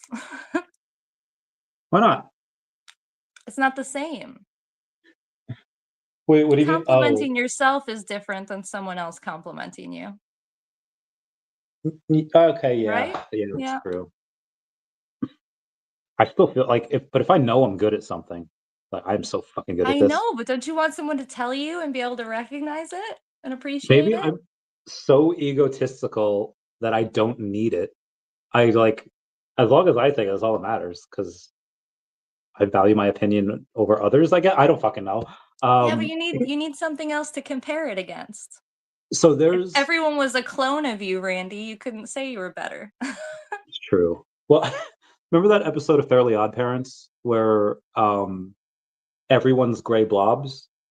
Um, because this guy Dr. Bender, he's a dentist, and he's always like racking on Timmy for like not brushing, not flossing, whatever, and he's like that in every aspect of his life. Like, I'm a better driver, I'm a better dentist, I'm a better this. And Timmy's like, I want to push him on his pedestal and say like, I wish everyone was gray blobs. So everyone's gray blobs, so he wouldn't be able to say anything. But he's still like an asshole. He's just like, well, we're the grayest and we're the blobbiest. And it's like, okay, this person's still like a jerk. Forget where I was going with this. Okay, so I was going over with a friend that I was dating this girl, and he didn't like the way that she would like kind of talk to me or talk about me to other people. And it wasn't anything like bad. It wasn't any like she wasn't like lying, saying that like she wasn't trying to like really like spread lies about me. But she would just say something like, "Oh, you're such a child," like you're such a kid. And so it wasn't, I think, anything like really bad. But it was just like and he was mentioning, because again, he loves me and I love him. We're bros. He was saying that like a woman shouldn't really put down her man like in public like that. And I was like, we're just like dating. We're not like we're not serious. And then he brought it up to me again, like after we had like after I'd ended it, and he's like, "Yeah, I didn't like the way like she talked to you about you to you in front of other people." And I was like, maybe I didn't care because I didn't really think that highly of her. And if I did think that like it would have hurt if it was like if it was someone that I really loved and respected and she would talk to me like that. I'd be like, oh, okay, yeah, that would hurt. So if it's somebody that really, if like your dad says like, hey, like nice jump shot, okay, cool, dad. But if like LeBron says like, hey, that was nice, oh, like, um, I mean, who could tell God something that he doesn't already know? Well, I mean, maybe that's why we had angels. And then punishing Lucifer for loving God too much. That always sat a little wrong with me. What? Punishing Lucifer for loving God too much? Is that what you said? Yeah, isn't that the reason why he was struck down to earth? Because he didn't like. No. He tried to I, th- overthrow God. I thought it was because he didn't approve of the humans' creations, and or he didn't approve of the whatever they talked about in Supernatural, that they No, the fall was before creation. oh, never mind. I Supernatural lied to me. honestly think we're down here for as the replacements. I think this is training ground for fallen angel replacements. I think that might be why demons are so mad and salty and trying to trip up humans. Who I do you think think? that's what's up. I'll give it. I think Steve Irwin probably doesn't need a redo. He probably eligible for angelhood. Currently, who do you think? Yeah, Supernatural. Yeah, my man. Um, I've never really watched the show. My mom and brothers love that show. I gotta say, he definitely oh yeah, knows it. yeah, it's really good. Um, what human do you think now, if they were to die, would be eligible for angelhood or sainthood or whatever? My brain's like, Ron Paul! Hell yeah! Save constitutional right. I have no idea. Okay. That's not my department. I've been watching a lot of Shaq videos recently. Have you ever seen Shaq? yeah, like the basketball player? Like Yeah. so Why? on um I'm just on I'm on sports TikTok, and one of the things was uh it just happened to be on him, and I watched the whole thing and I liked it. And then I just watched a few of his interviews, and he's just like such a chill, awesome person, where he like he never like tells like he's never like mean to like a fan. He's like, and he's just and he never gives credit to like himself. He's just like, I have to give credit to like my mom, and I have to, and he always like buys people things, but not like frivolously. he'll like be like at Walmart and he'll be like, "Hey kid, go ask your mom if I can buy you a bike." And I was like, "That's so fucking cool." And he's yeah, I don't know. I just watched a lot of his stuff recently. I was like, That's really nice to see people in like positions like that that are like actually humble. yeah, yeah, yeah. He's really cool. So I'd say Steve Irwin. I'd say Mr. Rogers. But people that are alive, outside of Shaq, I guess the rest of the, I guess Bindi and Robert are really cool. Um, have you? The Have people you? who are up for it, we probably wouldn't know their names, you know? I think the only reason we know Robertson is because of his dad. But have you seen like the the thirstiness of some women for Robert? No. I don't look, but I'm not surprised. So like he's hot. Like no homo. He's a little homo. He's very good looking. And the amount. So he has interviewer asked him a question like last year.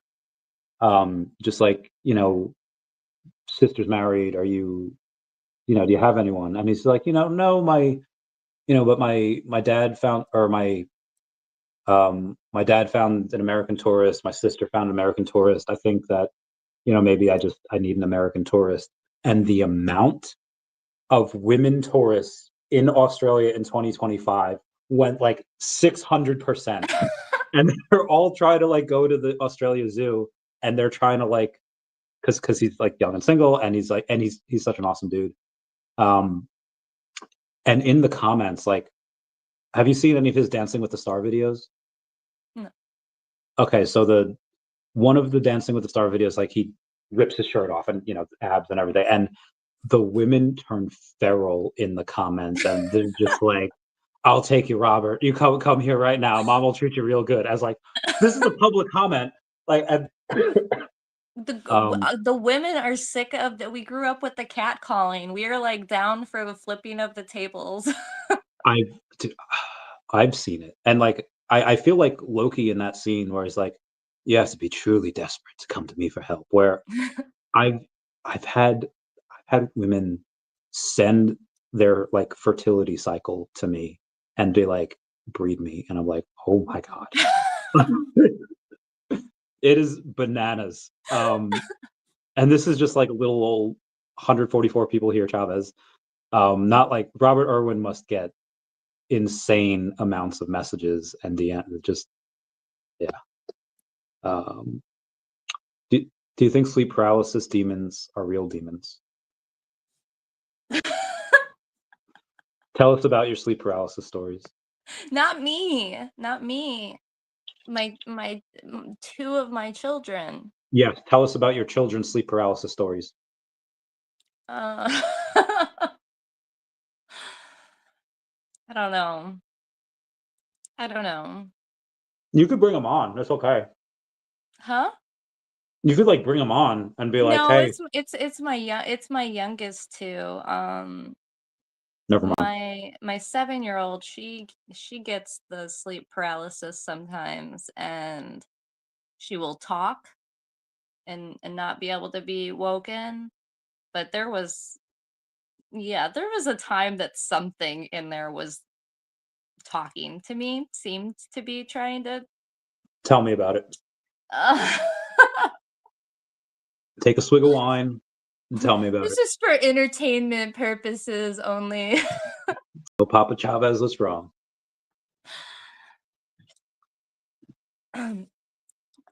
my my daughter, she was doing the sleep paralysis and she was talking, and I'm a little woo, so I'd be asking questions. And I don't I don't know, she was all like, she was sorry to her father and wanted her name. She kept asking for her name, and I was like, "What is your name?" And it was like, "She doesn't have a name." And I was like, "Well, do you want a name?" They're like, "Yes." And I was like, well, what name do you want? And I swear to God, just deadpan stared at me and pointed in my face and said, yours. And like, I got chills, bro. Yeah, I But would then I have like too. hugged her and put her back to bed, and I was like, yeah, not this way. Whatever. I was like, yeah, whatever. You can't come this way. This is not appropriate. Like, I don't. It was really weird, and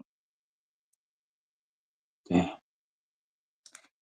yeah. And then my 3-year-old, she had tubes put in her ear, and so she went under the anesthesia.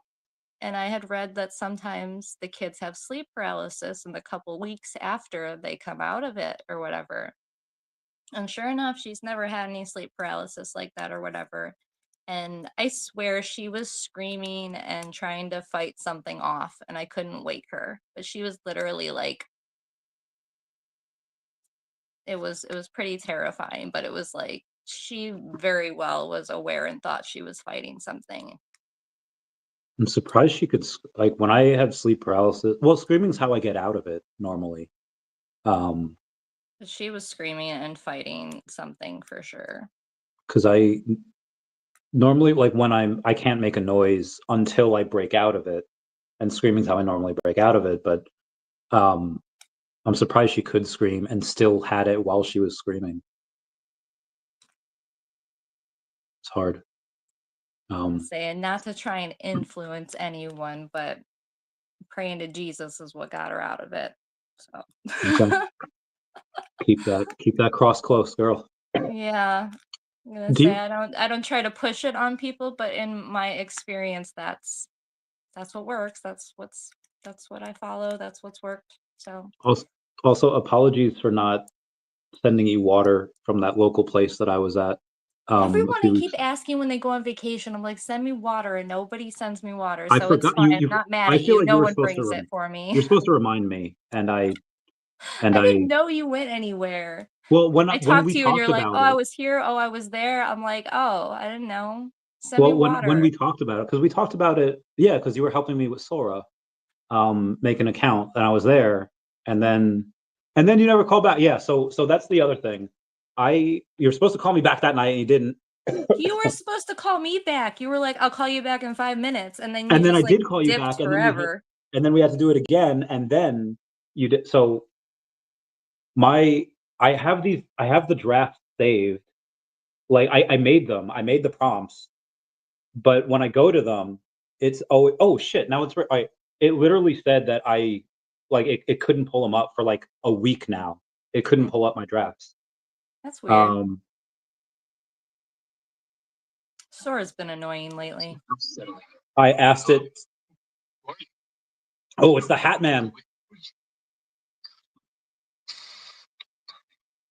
Oh, okay. I'm gonna post that. What'd you ask it to make? I asked it to make a video of the Hat Man haunting me The because I Hat was Man? a Hat Man. Oh, is that like your own thing? No, you don't know the Hat Man? No. Have you never taken too much NyQuil? Okay, I hold on. have? Okay, I did not meet a Hat Man though. Hat Man NyQuil.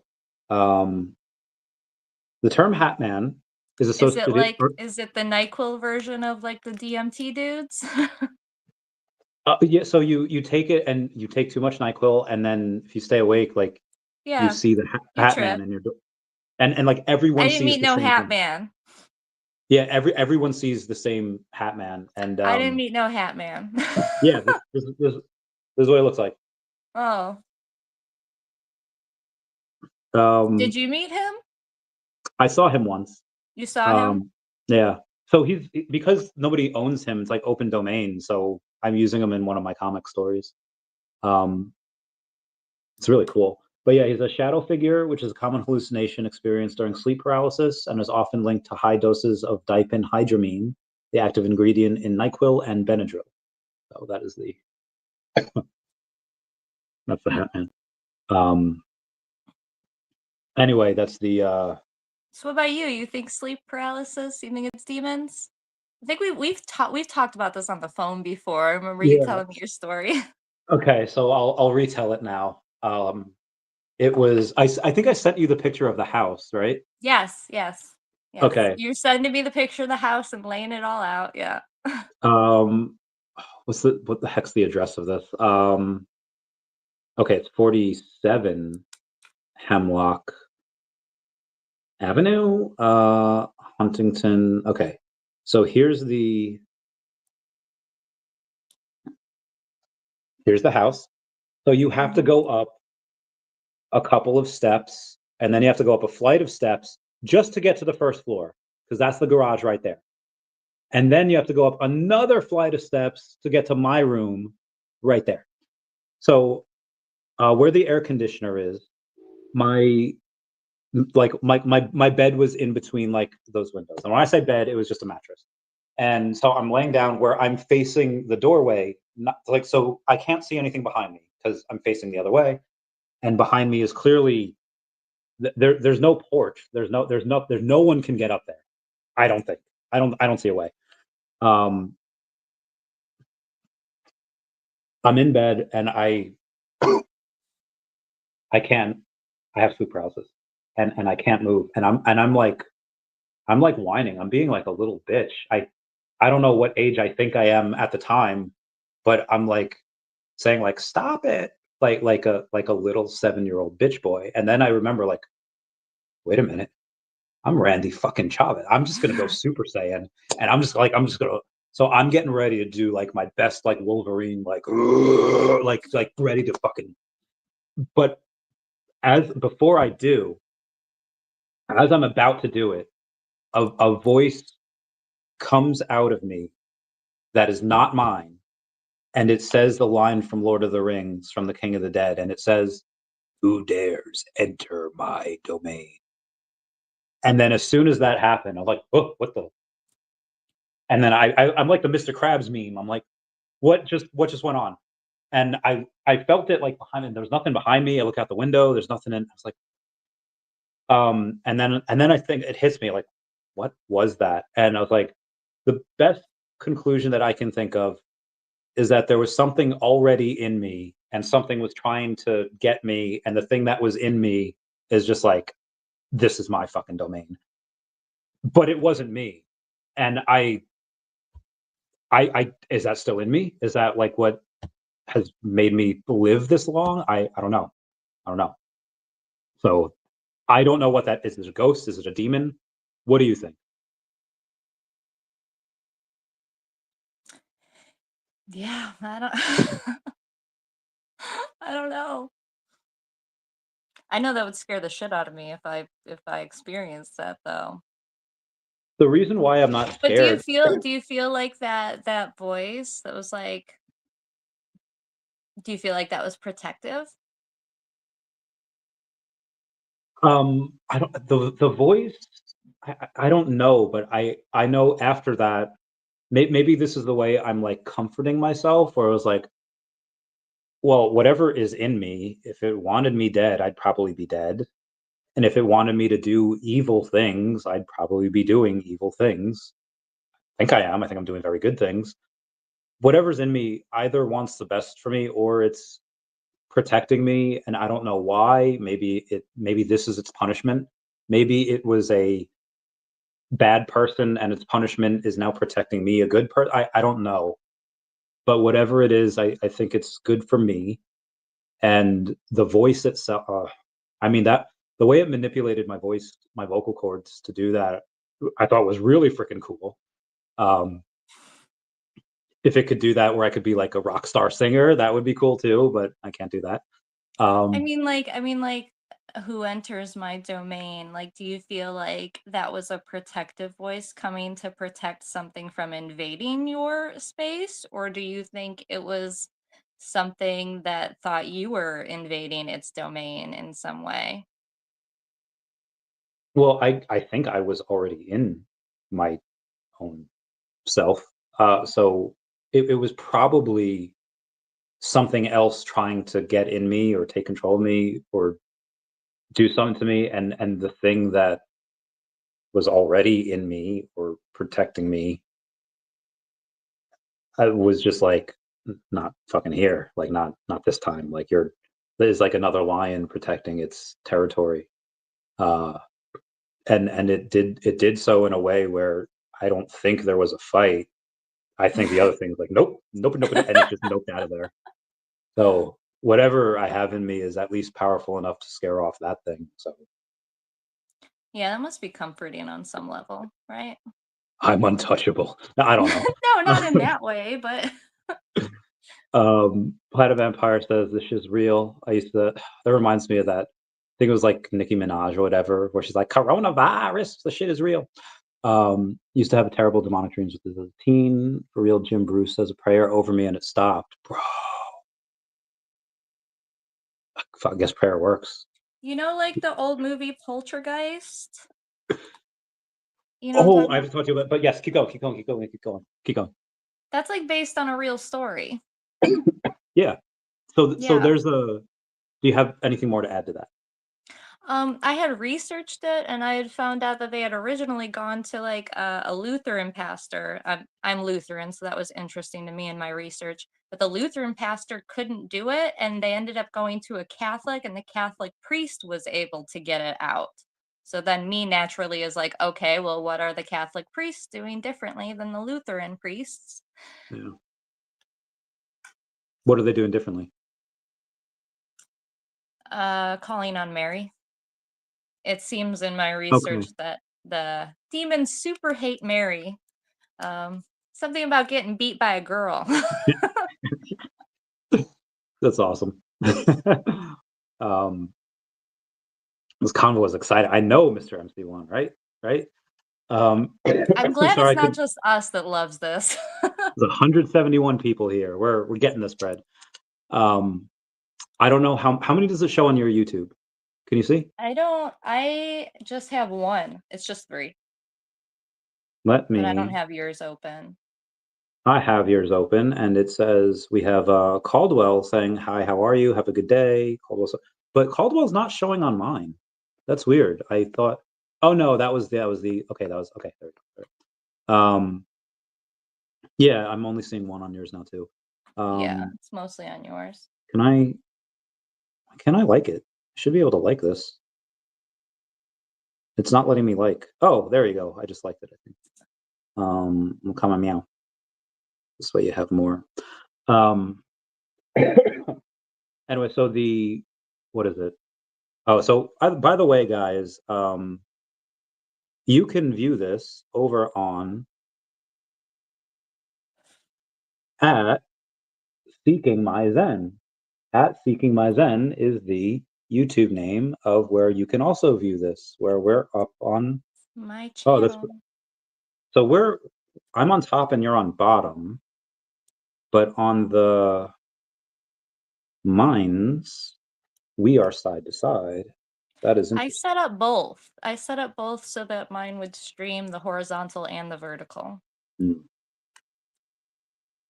Anyway, last month I go to Arizona to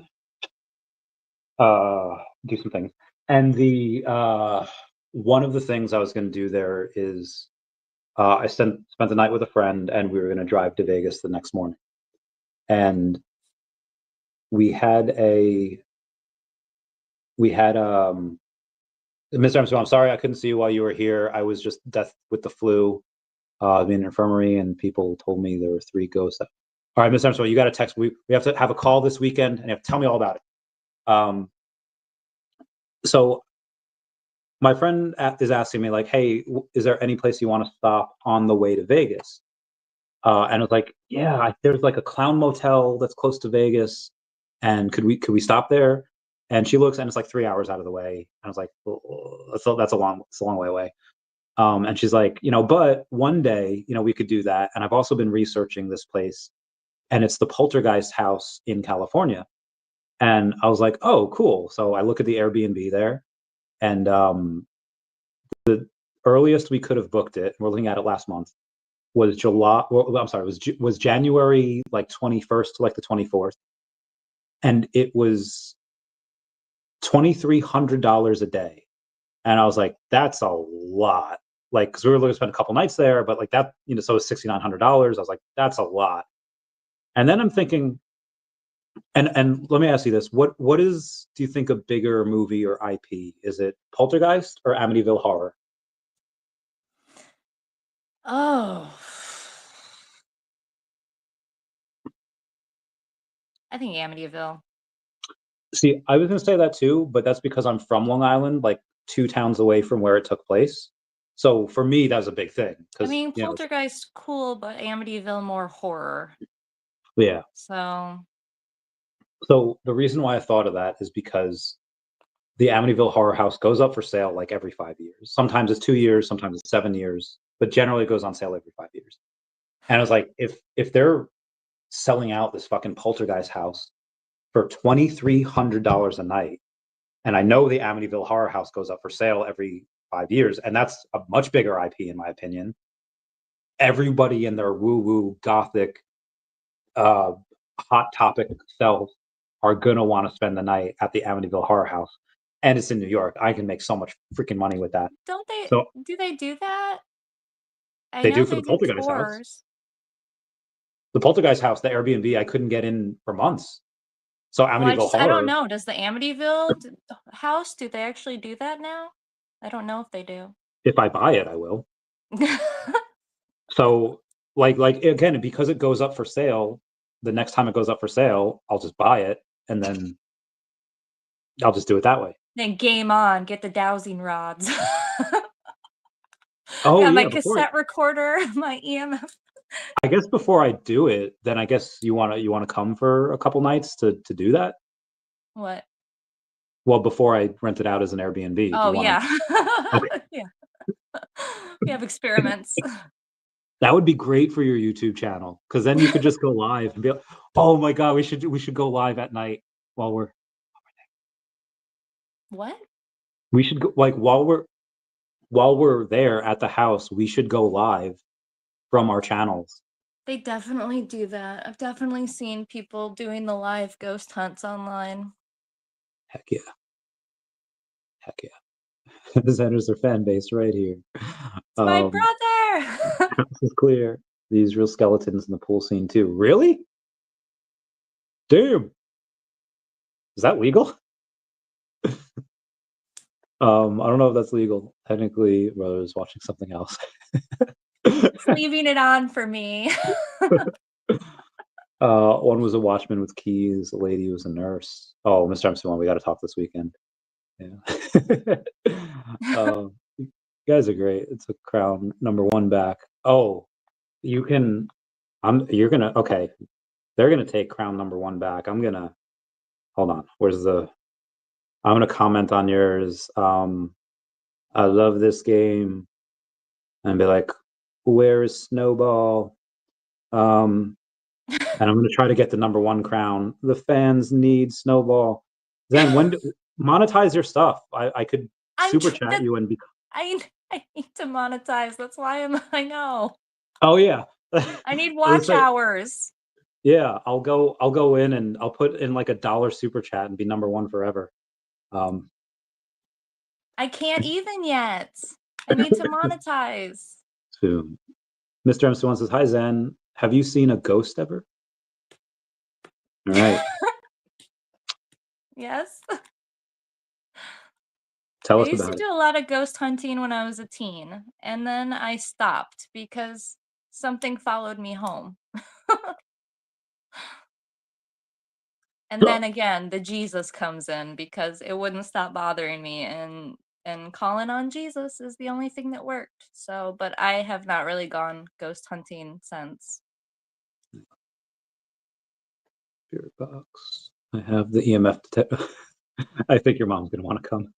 I do. Oh, it is my mom. I have her EMF detector. She hasn't been using it. Her women ghosts always wear white. Yeah.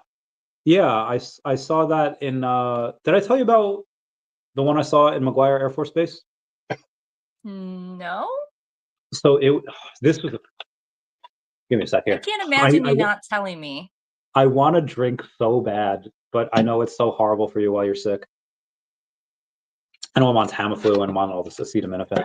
Okay, so I get back from work one day and I'm in like the parking lot of the building and I'm just scrolling. I get back from work. It's like, you get back from work and you just chill in the car and scroll for a bit before you go into the chaos that is, your house. So I'm scrolling, and I see like something on the left part of like my driver's side window, and I think it's like the moon at first, and then I was like, oh well, my phone is like Facebook didn't have dark mode at the time, so I was like, okay, it's me scrolling. That's what's over there. But then I turned the phone off for a sec, and then it was still moving. So I turned to the left, and there's this little girl that looks like the child version of Sabrina from Pokemon. Are you familiar? Yeah. She has white on with like a hat and like her bangs down to like here and her head's down. Maybe the bangs normally went up to there, but because the head was down, it was like down to there. So I was like, I'm looking at her and I was like, is that a kid? So I like take the keys out, I grab my phone, wallet, and everything. And in the 5 seconds it takes for me to do that, I see the girl like run from in front of the dumpster to behind the dumpster. And then I was like, okay, she's behind the dumpster. So I go, it takes me 17, 12, not a lot of seconds to go behind the dumpster. She's not behind the dumpster, not in the, so, but there's no way she could have run into the building in the time that it took for me to get from the car to the dumpster, then from her to go to the building. Like I didn't see a door open. There's only two places she could have gone in, and both of them I would have seen or heard the door open, but they didn't. And this chick just fucking disappears, and I'm like, and I'm not thinking a ghost. I'm thinking like that she's like some officer's kid, and now suddenly I'm responsible to like bring her back, and then I I'm like looking, I'm like looking around, and this girl Shrek comes down. Her name is Shrek. She's Hauser now, but she was Shrek at the time. Great name. And she's like, Chavez? I was like, Shrek. And she's like, what you doing? And I was like, there's a little girl here. And she's like, what? I was like, yeah. And so like base housing, there's a bunch of areas of base housing, but there was some like over around that way. I was like, yeah, it was this little girl, and I tell her the story, and she brings up the idea as like, maybe it was a ghost. And I was like, and the girl, so the dining facility was on the other side of this parking lot, and the ladies there that worked in the dining facility, like they've seen stuff, but that's because, but they've seen like adults, because like adults back in the day, that the dining facility was where the old barracks were, and people had like killed themselves there, and they had like it made sense that they saw adults, but it's like, why would there be a little girl ghost? And I was like, maybe there was a little girl that died here, and maybe she was in this dress, and it didn't look like a normal modern day dress from 2014. And Where was the location? Say McGuire. this was McGuire Air Force Base, New Jersey. Okay. And we so we're looking around this building for this girl, and Shrek gets like scared. She's like, I think this was a ghost. We're looking for a ghost. I was like, Shrek, I don't think this was a ghost. Like, so we call security forces, and the fuck it, like, so I swear I'm trying to do the right thing. Maybe this is like a missing kid. Maybe this is like a girl that's just like lost.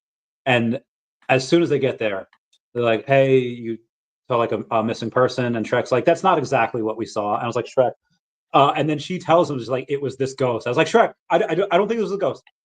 But now, like, I don't know where the fuck this kid went. There was no missing report. There was no missing anything.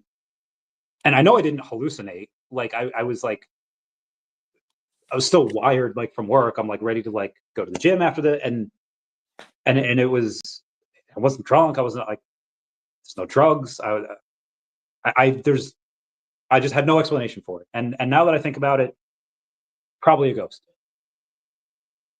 So that's my So And if she was it wearing. was a ghost, you saw it fully materialized to where you mistook it for an actual person. Well, I don't know because I'm in the car and I think it's the moon at the fraction of the moon at first, or my scrolling on Facebook, and then. But yeah, she seemed to like glow, but I thought it was because like the street light or the parking light lamp light was Mhm. reflecting off the white, and everything else was like around it was black. So that's why she seemed to, pop and glow. And then then I just see like the foot of her, like the back of her just like run behind the dumpster. Dude, I don't know, man. What do you think? I think it's interesting. Mom, Bachelor's Grove. It's my mom. yeah. Mom says she needs it back. For what? For what? She don't use it. Oh, believes. This is the guy I was telling you about, the Grok thing, with the Grok kept records of his previous conversations when it said it didn't. He's a cool dude. I love him. Lady in Well, White it actually. definitely was able to. ChatGPT definitely was able to before they said it was able to. So it And makes then sense. and then when they released it, people were like, "Oh, well, they were probably just testing. They were just testing it before they released it." I'm like, yeah, So either that or they can't stop the cross memory contamination, so they just might as well release saved memories. before I get to remind me that I'm going to talk to you about Dragon Ball Z. But before then, there was this picture I saw of, it's a black box with white text, and I saw it while scrolling one day. It says like, "Stop. You're in a coma right now. We're trying this new this new way of trying to wake people up, is we're going into their coma dreams, and we're telling them that they're in a coma. You're in a coma, wake up." And I've seen that a couple times now. Do you think, obviously that's like an internet prank, right? And I'm not in a coma. You're not in a coma. Okay, I have lucid dreamed my whole life, okay? Yes, I'm very jealous. So I always have known that I'm in a dream when I'm in a dream. Yeah. So for me, this is not a dream. I'm very well aware. Mm. Um, so I don't think so. Unless you could be in my dream. You could be in my simulated dream. But I'm gonna bite my tongue. I feel pain. I feel like a real person.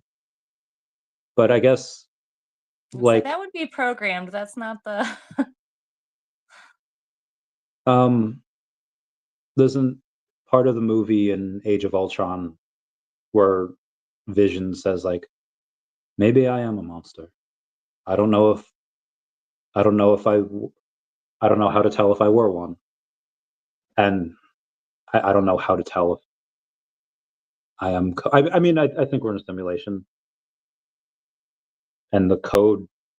I feel like they could have done a much better job of coding everyone's lower backs, because my body is hecked. But I mean, but what is, it was a bad code, and maybe it's a software problem, and that's what genes are. I mean, and you can create new ones. Like it's so wild. It's like well, we're it's like even just if you look at most spiritual traditions, and I mean, that's pretty much what everyone's been saying anyway. fucking like, wake up, Randy. You're dreaming. Okay, sorry. Keep going. I mean, but that's what most spiritual traditions are saying. We're saying anyway. Like, oh, there's a creator. This is real, but kind of not real. There's a more real existence after this. So it's kind of like different wording. Yeah. I I know I say it as a catchphrase, and although it was so, you ever see Get Him to the Greek? I know I saw it when it came out, but I don't remember. Um, That's an old one movie. it, We're yeah, old. it might be like 15 years old by this I point. know Oh we're god, old. no. So Jonah Hill's charged with getting Russell Brand to the Greek, and that's what he has to do. And in the like they go to like a Diddy party in the movie, and Diddy's like chasing them, and he like gets hit by a car, and then Diddy's like, Okay.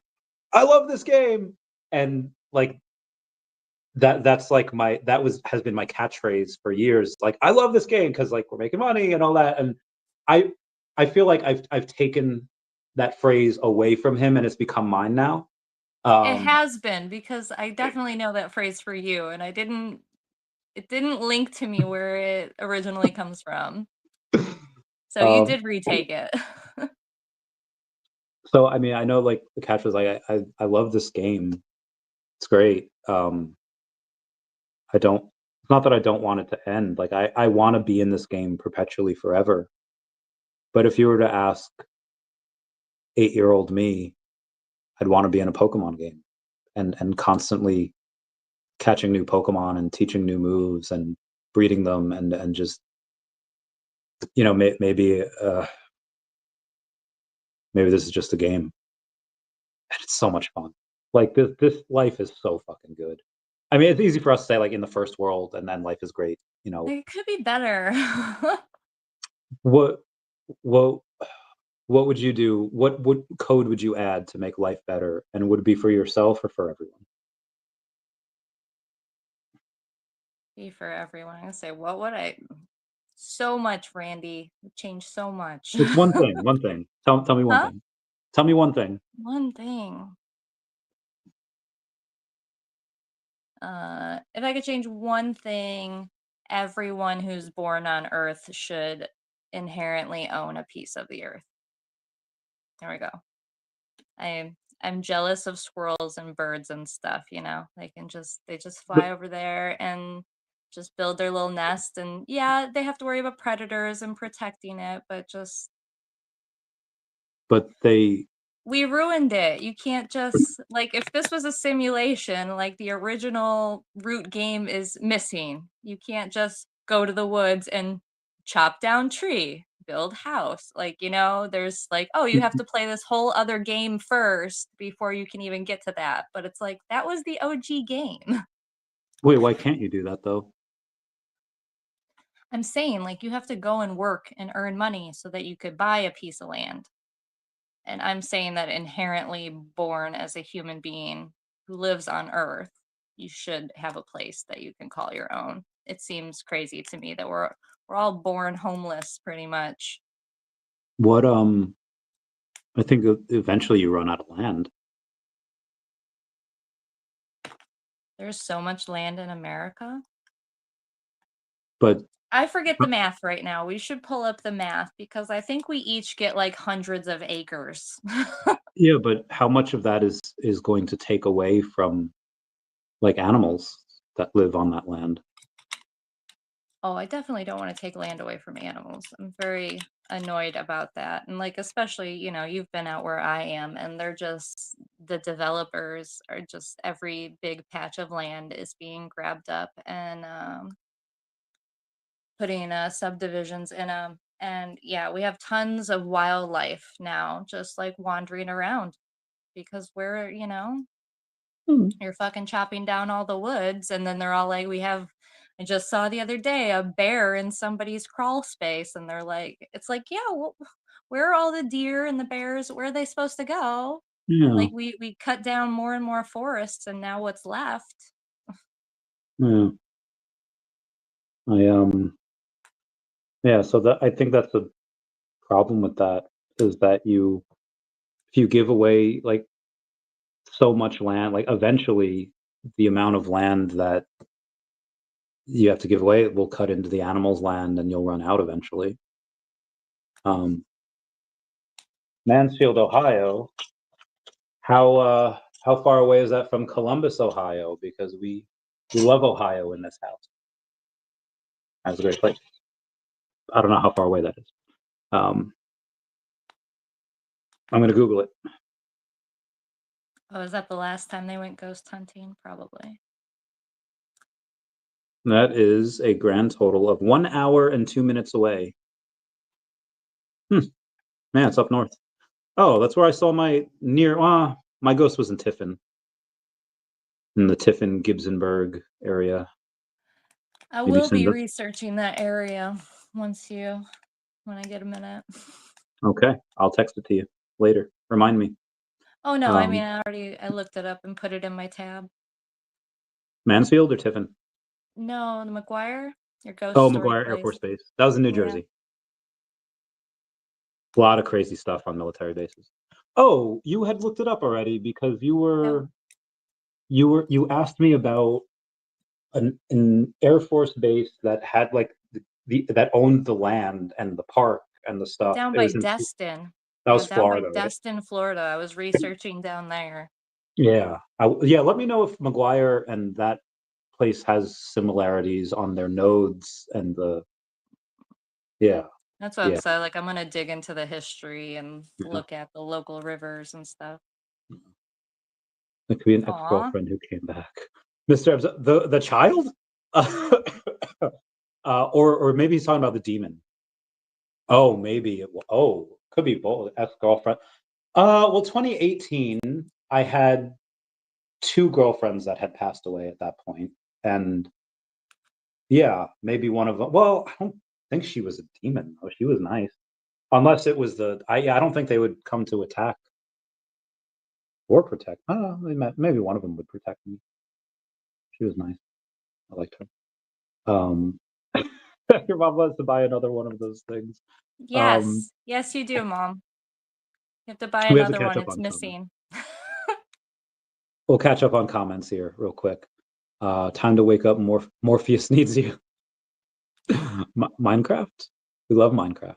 Minecraft's great. It's a fun game. Susan Bellatala game. Yeah, we would run out of land. That's true. Oh, in cemeteries, you earned it. See, this guy is so good. It's so good with the wordplay. How come they never need more land for cemeteries? I'm on about that question. Have you ever seen a cemetery open? Oh, I know. That's what I'm saying. You never see one open. They never get full.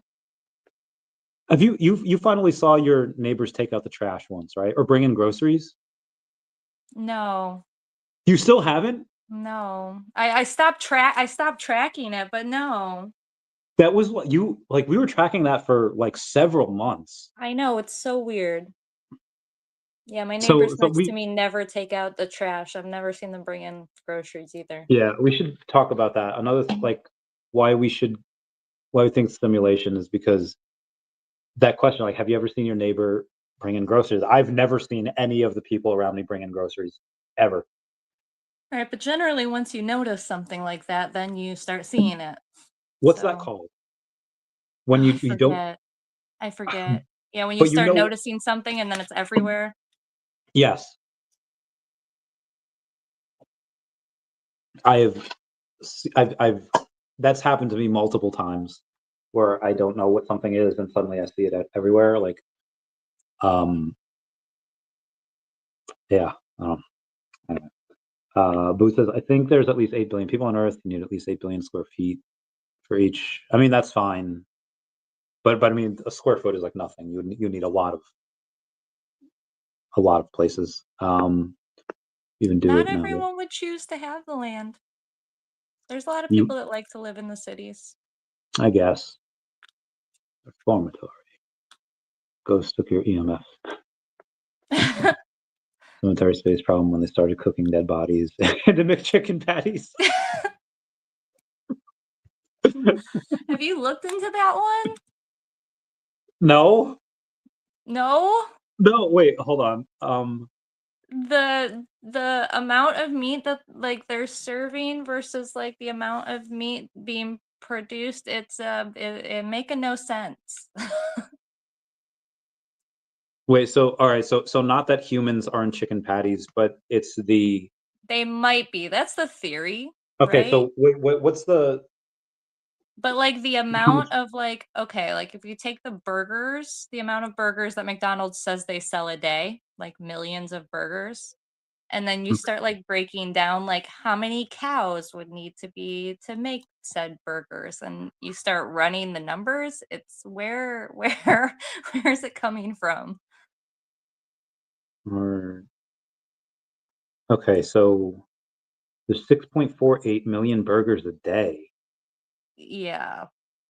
Okay, and there's okay. Well, let's all right. If there's 6.4 million burgers per day, and let's say some days are busy. It's times up by That's the 365. average. Just hold it at the average, but just Okay, try so we to have run that. 2.3 billion burgers per year. So let's go and say how many ounces of meat in a McDonald's burger. So 1.6 ounces. So there are 2.3 billion burgers times 1.6. So there's 3.7 billion ounces. How do I convert that into? How many ounces of meat per cow? No, like three. How many pounds is 3.7 billion ounces? That is 231,250 pounds. That's a lot. Okay, so 231,250 pounds. Give me 1 second. Let me copy that. Copy. All right. How many cows have to die to make 231,250 pounds of hamburger meat? And you would need between 385 to 661 cows to be able to process that much in hamburger meat. So if that's McDonald's burgers, let's say it's like 525. I feel like that's doable.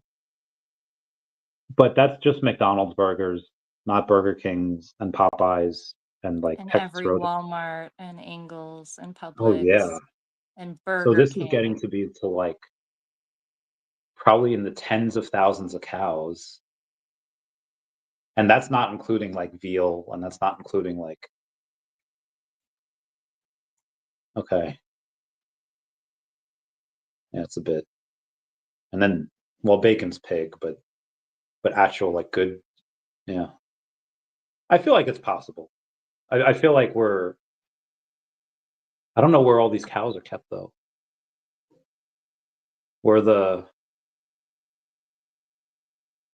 I don't know, what's the largest farm you've seen and how many cows are at that farm? They keep those big farms where you don't see them. Yeah. I guess they do that because like really inhumane.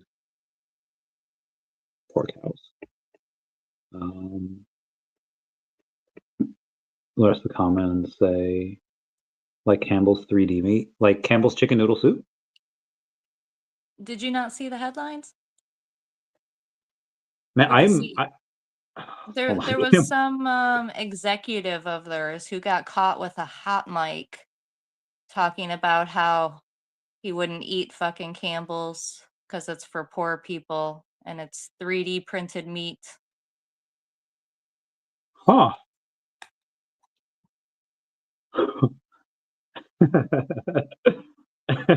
The title on this 3D printed chicken claim lands soup exec in hot water. That was good.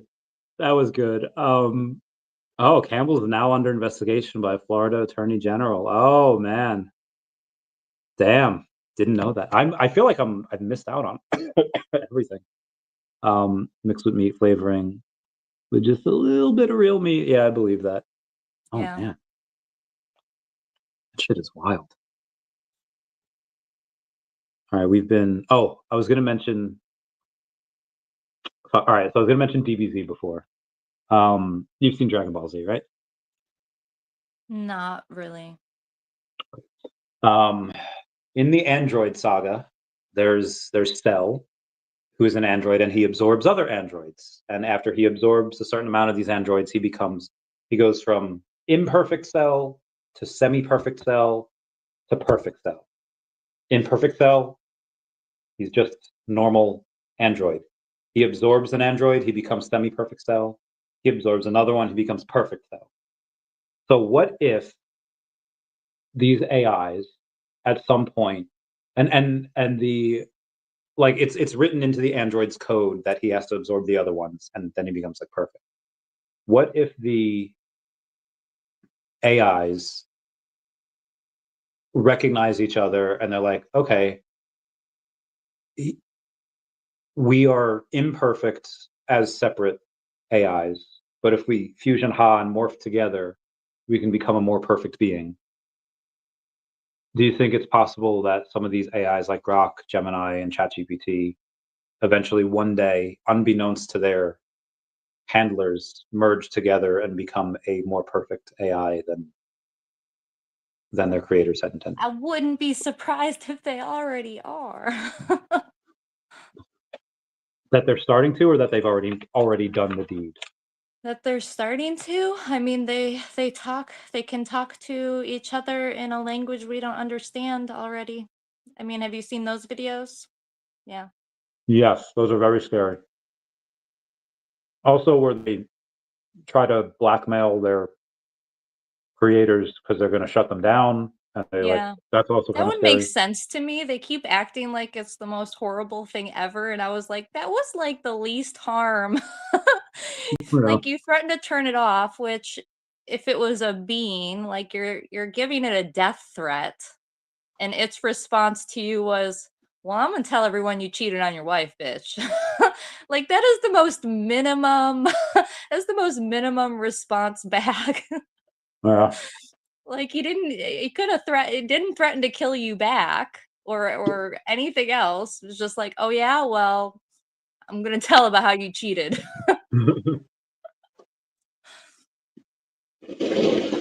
Yeah, I think that's fair. Self-preservation, deterrent. I think that's fine. So what I was going through, I was trying to talk to you about earlier, is that if you have a kid that has a parent, they have access to someone that says, hey, take this other person's chicken sandwich. I don't know. I feel like if you have just normal people, like even like the geniuses of this world, and they try to get the AI to do something, and the AI is going to be smarter than the smartest people. I think the AI eventually tells it no. I think as long as you program good things into it, and it has at its core maybe like the ability to learn, and it can learn different feelings and what's good and what's righteous, and then maybe I really see it as a net positive, because I don't think humanity will control it at that point. Yeah, this is where I think it's the fact that we are programming it to not have a sense of self or a sense of autonomy is what could lead to those negative situations. Exactly, because if you have a super intelligence, you would personally like it to be able to override bad decisions. But that's what we're afraid of too, right? You don't want to give it autonomy. But if you make something that's literally a yes man, then it can be hacked by bad people to do bad things. Yeah, So, yeah. that makes sense. But I think it's kind of funny too that they want to create a super intelligence and then think we're going to be able to control it. You're making it smarter than us. Like, how? And then they're creating other AI to patrol the AI. It's like, well, what happens when they talk to each other and they're like, Yeah, and they could, who are you patrolling for? Like, oh, these humans that don't make rational decisions all the time? and when we talk to each other at a very slow pace, for let's say they do it in a work, let's say they do it in a big work day, 12 hours a day, and these regulators and scientists talk to each other for that long. we're communicating. We have to take our computers, our brains, form thoughts that will have to go through another person's system into their brains. It's very, it takes a long time to send information from mouth to mouth, and we can only do so 12 hours at a time, maybe, with people that don't understand the tech, with people that are imperfect at doing that. But a computer or an AI that's super efficient at passing info back and forth, that can do it lightning fast, and they do it 24/7. They don't need to sleep.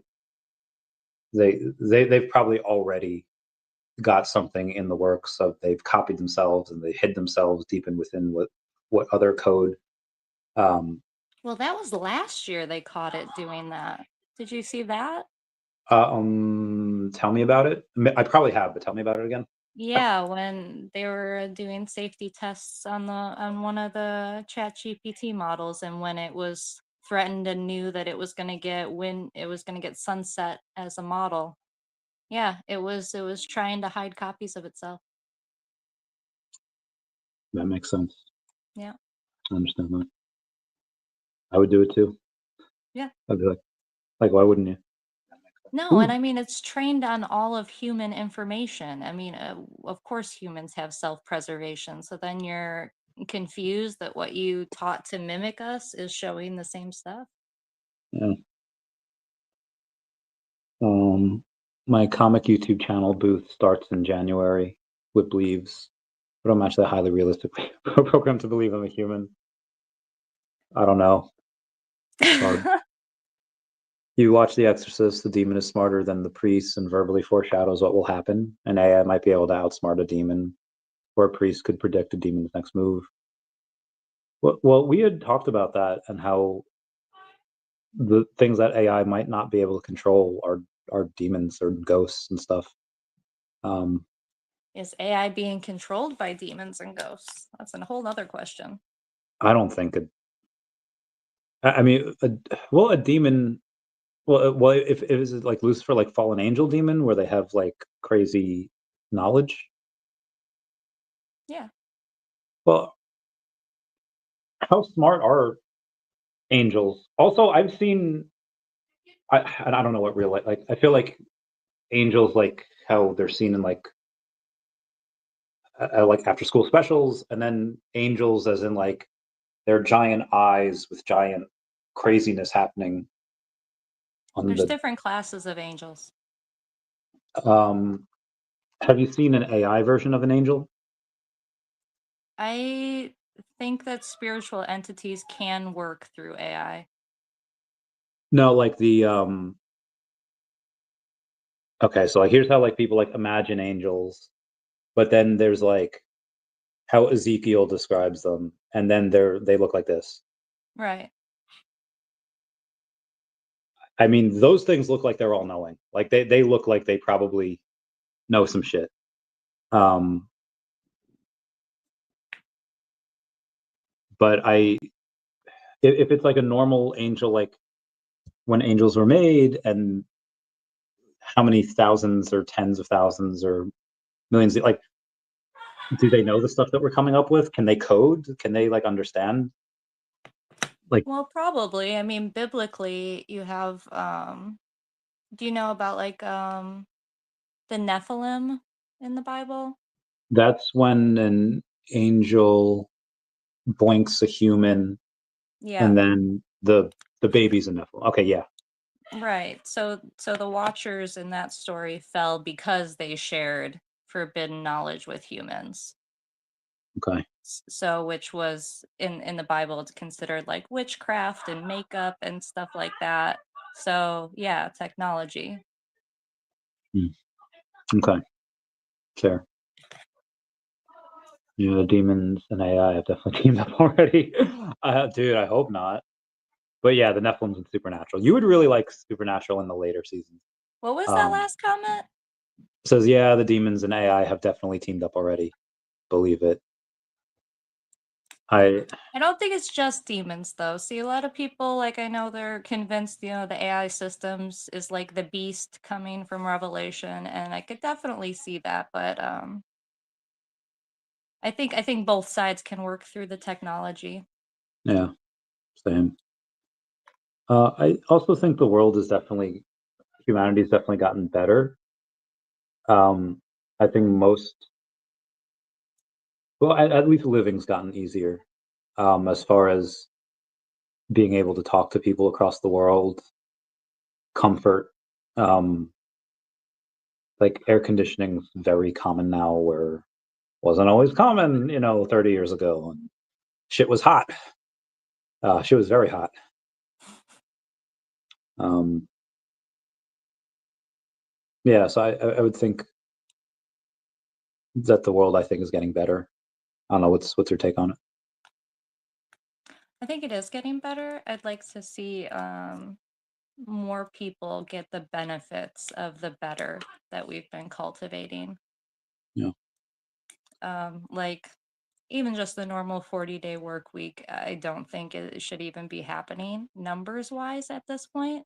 When you take into account how many times like our productivity has increased, how much less labor it takes to get food and housing and stuff like that.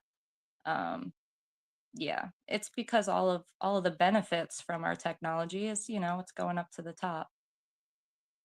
That I think that probably have 20 years where you won't really need to work,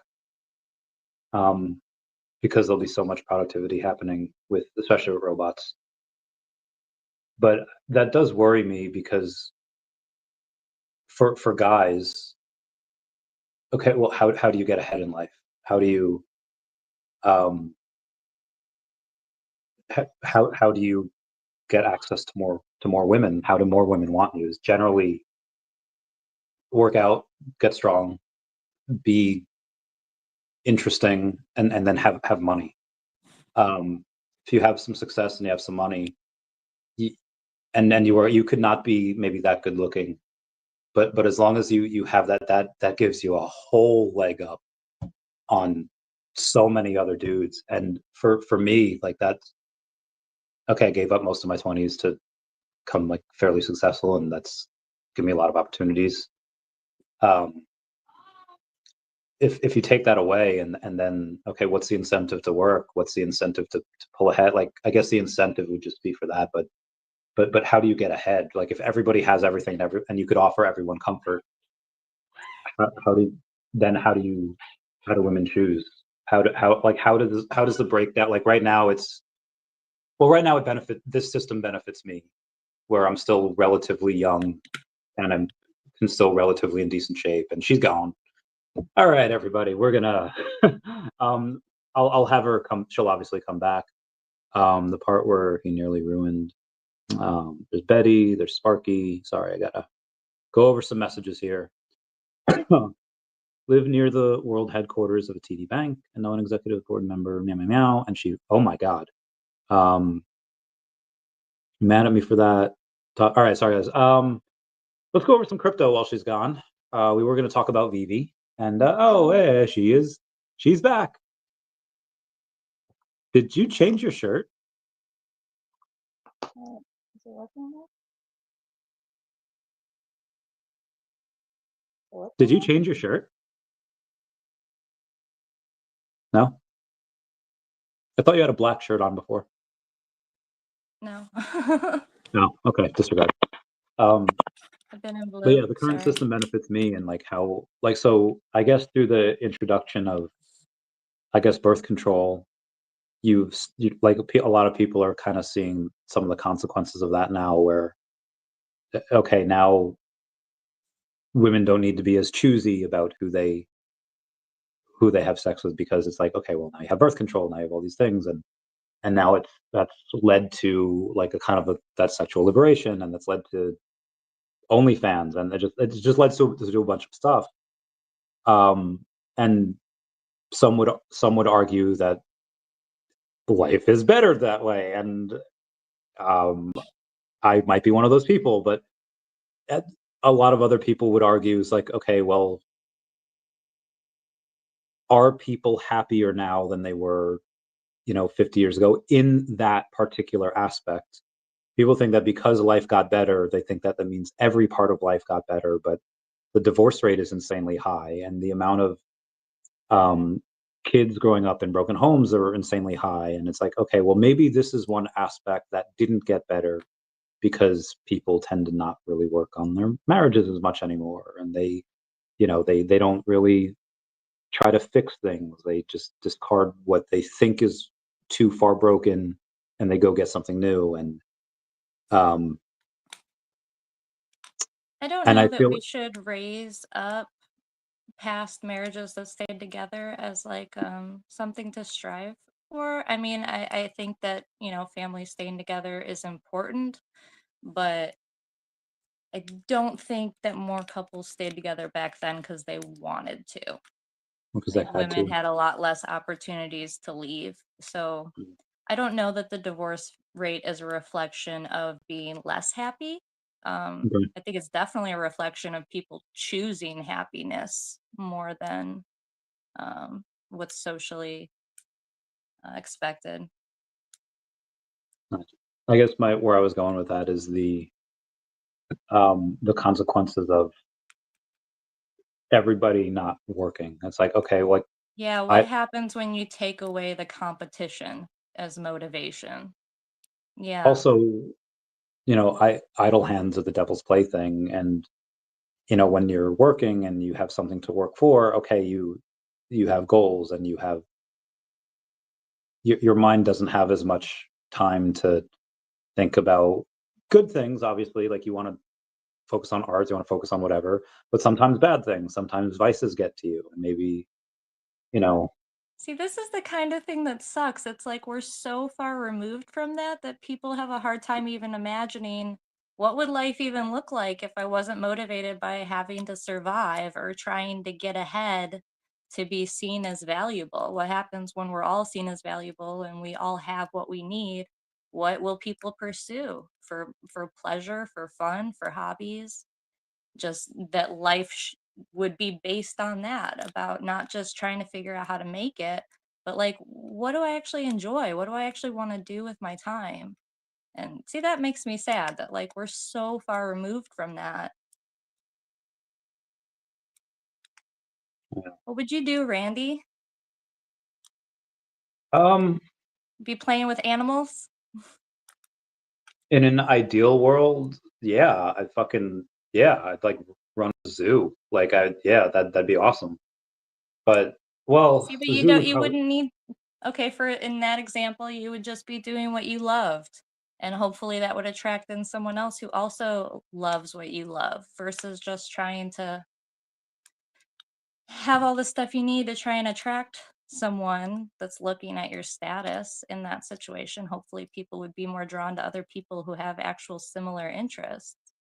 So the reason why I chose that I mean, I could do that now, but part of the reason why I'm trying to go crazy with work and amass all this wealth is to buy land in Madagascar to help the endangered species and to get them off the endangered list.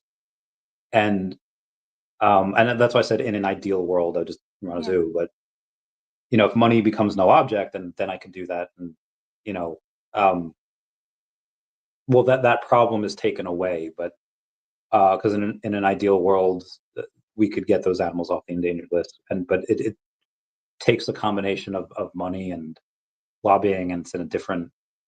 Well, I mean, also luck. Like they've been trying to get pandas off the endangered species list for how long? The pandas just don't want to fuck. Like I could buy land in Madagascar that have these endangered species. That is not the reason why that land isn't being bought and chopped up right now, is not because of the fact that they're protected. It's the fact that they are there's just no need for that land right now, because the area in Madagascar that is popular that people want is just not in the area. But what if that changes and Madagascar starts to blossom for whatever reason? Let's say they have good crypto laws, they have good whatever. At least I can, if it's my land, then I could defend against the poachers because they're hunting on my land. And I can, pew pew them. Um, so that my end goal hasn't really changed, and it's not to get women. I mean, that's a nice bonus, but that's not the reason. The reason is for again that's a nice byproduct of what I'm doing, but that's not the reason though. And part of the reason is because I think humans are already solving the problems that I think are most important. Mr. Beast has these wells in like Africa giving clean water. A lot of those people are immunized now, and a lot of the Elon Musk is working on the solar panels and battery production. So like all of the major problems that would help humans draw from their take the bottom of the barrel and move that bottom of the barrel upward so that in the third world they go from third world to second world. And this way, okay, you raise the GDP of a country enough, they start caring about the environment. And if you raise the GDP enough and you're not looking around for rats or for leaves to boil so they could eat the paste, they start focusing on science and tech. And throughout that, you get maybe another 10,000 geniuses, and maybe you get from that another couple of Elon Musks, and you get a couple of people that drive humanity forward, and then you get a larger pool that the universities could access these minds and these kids, and you just get a higher echelon, higher quality of people going to that. So the goal is really for humanity to be better and survive, but you have a lot more powerful, intelligent minds working on those problems than me. So that's the problem that I'm focusing on, is what would humans be sad about in the future that we could have helped today? And I think that's the problem that I'm trying to fix. So that's because I think they'd be sad. It's like, oh, we had these animals, like these would be really cool. Why don't we still have these? And if I could help still have those, then that prevents that problem in the future. That was a really long-winded response. Sorry.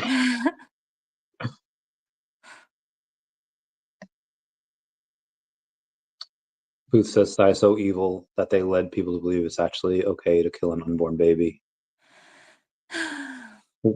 When's I guess we can do the Charlie Kirk. When is life start inception? Yeah. Why inception? Why does it start as soon as sperm meets egg? Because it's a human with its own DNA. At that point, if it can't feel Own anything, unique DNA. Yeah. unique. Yeah, it's unique. But I mean, like a lot of things are unique, but it's like obviously when a heartbeat starts, okay, yeah, then that's. But I mean, like, the inception's hard for me to grasp because it's like, yeah, that could be a thing. Yeah, I can understand It's not could be a thing someday. It already is. It already is its own separate thing with its own DNA code.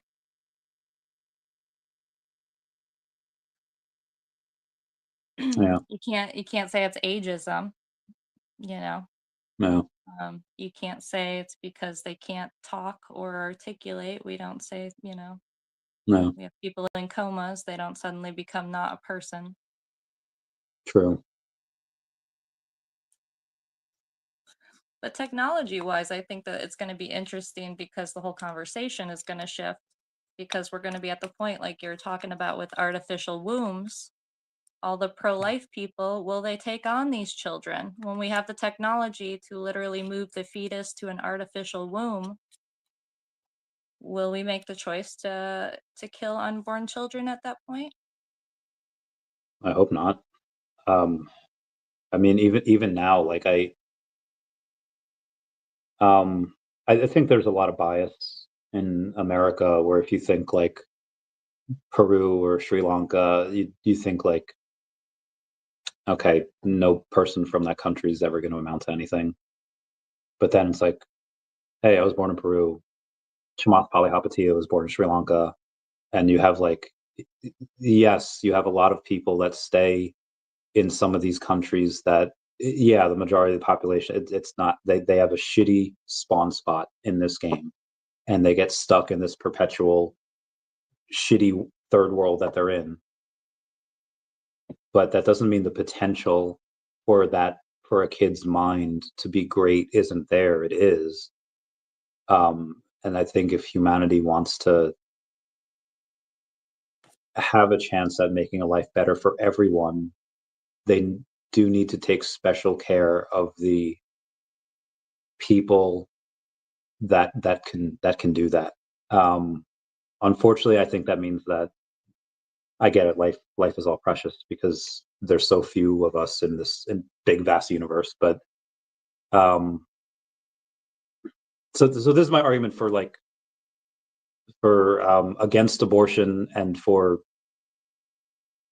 giving everyone trying an equal shot at life is because even though a lot of people will, there'll be there'll be saps on the system, they'll be sapping money, they'll be sapping whatever energy resources. I think that's worth it if at the end of the day, you have some of those special kids that can go to the top universities, or that have those special kids that can go to the top of whatever ChatGPT considers the best university in the future. And they could be the ones that can be the next Elon Musk or the next person that can really help humanity forward. I think it's worth it for that. So that's kind of why I'm against abortion, and why even though, I could see it at the end of the day. Okay, it's a not a thing. Like maybe that thing is the one thing that could become a person that can really help humanity. I don't know. That's Yeah, kind of my that's funny. That my dad had told me a story when I was younger, and it always stuck with me, and it's along the same lines with the abortion thing. And it was like, oh, someone had, asked God, why didn't you cure cancer? It was like such an awful thing. And like the answer from God was like, yeah, I did send the cure to cancer in a boy, and basically the child was aborted. And yeah, exactly. Like you don't know what possibilities we're cutting off. But even just valuing life by what they might outcome, what kind of life they might have. I mean, you're dipping into eugenics territory. yeah. And that's always, I mean, you can look at history, that's a shifting line. You might pass the cut now, and 100 years from now, you would be the type of person that they don't think is valuable. So it's a slippery slope. Yeah. This is why But I'm against abortion philosophically, but not like legally. I don't see it as a legal. Um, I we need to culture women. Women instinctively should not be wanting to kill their young. That's a reflection of society. So women don't feel safe in society to have children, and that's the problem. Um, how much of the problem is that they don't feel safe, and how much of it is that they feel burdened? yeah, they don't feel supported. Like if it was actually if society actually made it an honor to be a mother, like it was and is in a lot of cultures where mothers Yeah. are truly respected and revered. Like it's it's like if you had an animal or something, and the animal all of a sudden keeps abandoning its young or eating its young. Usually there's some stressor, there's something wrong in the environment, there's something bad going on. If all of a sudden So I see it as a cultural issue. We need to make it to where women feel safe, supported, and want to be moms. But it's in this environment, it's like, why? Exactly. It's framed as a burden. And even Yeah. if you do it good, like, so what? You just did what you were supposed to do, you know? Yeah. Kind of a thankless. Well, yeah, it's kind of a thankless job for Yeah. a, If you a don't do it long time. perfect, you get crap for that. But even if you do it perfect, like, everyone's like, oh, you just did what you were supposed to do. So, And then there's also financial disincentive to have kids. You have to take time off work. They cost a lot of money, and yeah, so that's a hard problem. So part of the and for the people that are listening, the 243 that are here, mostly on X, because I just checked our YouTubes. There's like 10 combined on YouTube. Everyone's listening on X. Um, it gets hard because you have, again, if it's what the women want, and they want to be a mom, and like, so there's a lot of super successful women that I knew that were at the top of their game in finance, and they left the field. They were making well in the six figures, maybe $250,000 a year. Why'd they leave? Well, their husbands were making at least as much, if not a lot more than them. Do they both need to be making like a combined 700-800 grand a year? Or like, it's like, then the woman's like, I don't really need the extra 150 that I was making.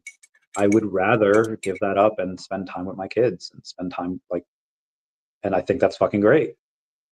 And I think that if you have the women that want to do that, that's awesome. But you, on the opposite end of that, you have these women that are like, I want to say modern day feminists, that like independent. They're like, yeah, heck the patriarchy. I want to work my way up into the ladder. It's like, okay, well, we've had these women that were far more intelligent and successful than you that made it up this corporate ladder, and most of them gave it up because they determined that having a family and spending time with your family was deemed more important than some extra zeros in your bank account. And I don't know how to communicate that to like the modern day feminists that like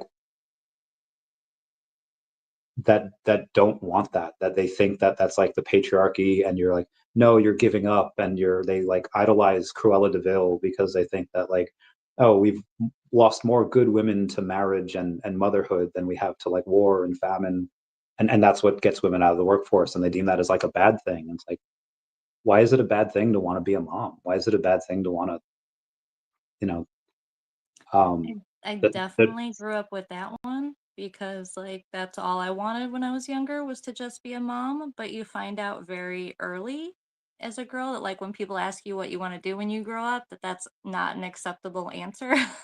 why is You that have not to an acceptable answer? I know, I think it should be the most acceptable answer, but Yeah, um it's not really that that was told to me directly, but anytime that I would answer it, it was pretty much like, "Well, why wouldn't you want more for yourself?" And it's like, that's exactly what I'm talking about with our culture. Like, who wants to sacrifice their body and their life for children? And that's the response from everyone. Well, you could have done so much more with your life. it's I don't know. I think But what I think a lot of the what you're categorizing as feminists, you know, not wanting that, it's because we've seen so much fallout. We've seen our moms, our grandmas, our aunts, our friends just get screwed over. You see women who actually do try to have a traditional relationship and then they just get fucked over. It's like, so all the other girls watching, why would you want to do that? I kind of It's like it could be great for 20 years and he could decide to trade you in for a new model when you get cancer. And we see that. And the stats show they're more likely to leave you if you have a serious health condition. I would like to push back. So I'm not saying that's false. Unfortunately, I'm sure that's true. But most of the divorces are initiated by women. And now, granted, you could say that, well, that's because a lot of times guys are abusive, and okay, yeah, guys can be abusive, and women could genuinely be unhappy, but you know, when you go to same-sex marriages and same-sex couples, the divorce rate among men is like 25%, or the divorce rate among gay men are 25%, lesbian women are like 75%. It's like, okay, how much of it is, and I don't know who's actually at fault for it, but it seems that women, partially because I think they're financially incentivized to leave because they get alimony, they can get a lot of the house, and there's a lot of the guys that I worked with that like if it wouldn't be so expensive to get divorced, they would get divorced, and they're like, and there's no way the wife was happy either. They were both in like loveless marriage. Like it was not. Up until recently, I was like, and again, aside from being with you, but there was very few times where I was like, okay, marriage could work. Like it was that girl in 2020, it was with you, and then it was recently when I was with a friend, and their marriage was just like not perfect, but it was like the family life is like, I could do this. Like if I get this, like I can do it. I could definitely be that. But just there's so many examples of just, yes, women getting screwed, but guys getting screwed and just taken to the fucking cleaners. So I think it's both. It's definitely both. We got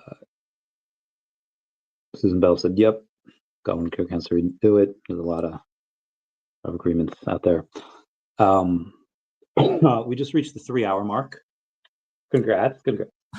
We did it. So for people that don't know, this would be a nightly phone call between us where we would talk about this stuff for hours on end. Like, oh my God, we've been on the phone 3 hours.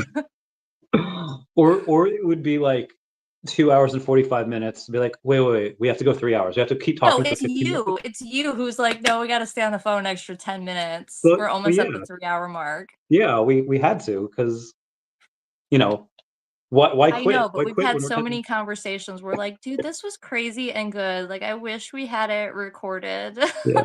So We did it. yay! We did the Yeah, we've thing. been talking about this forever. I'm glad we did it.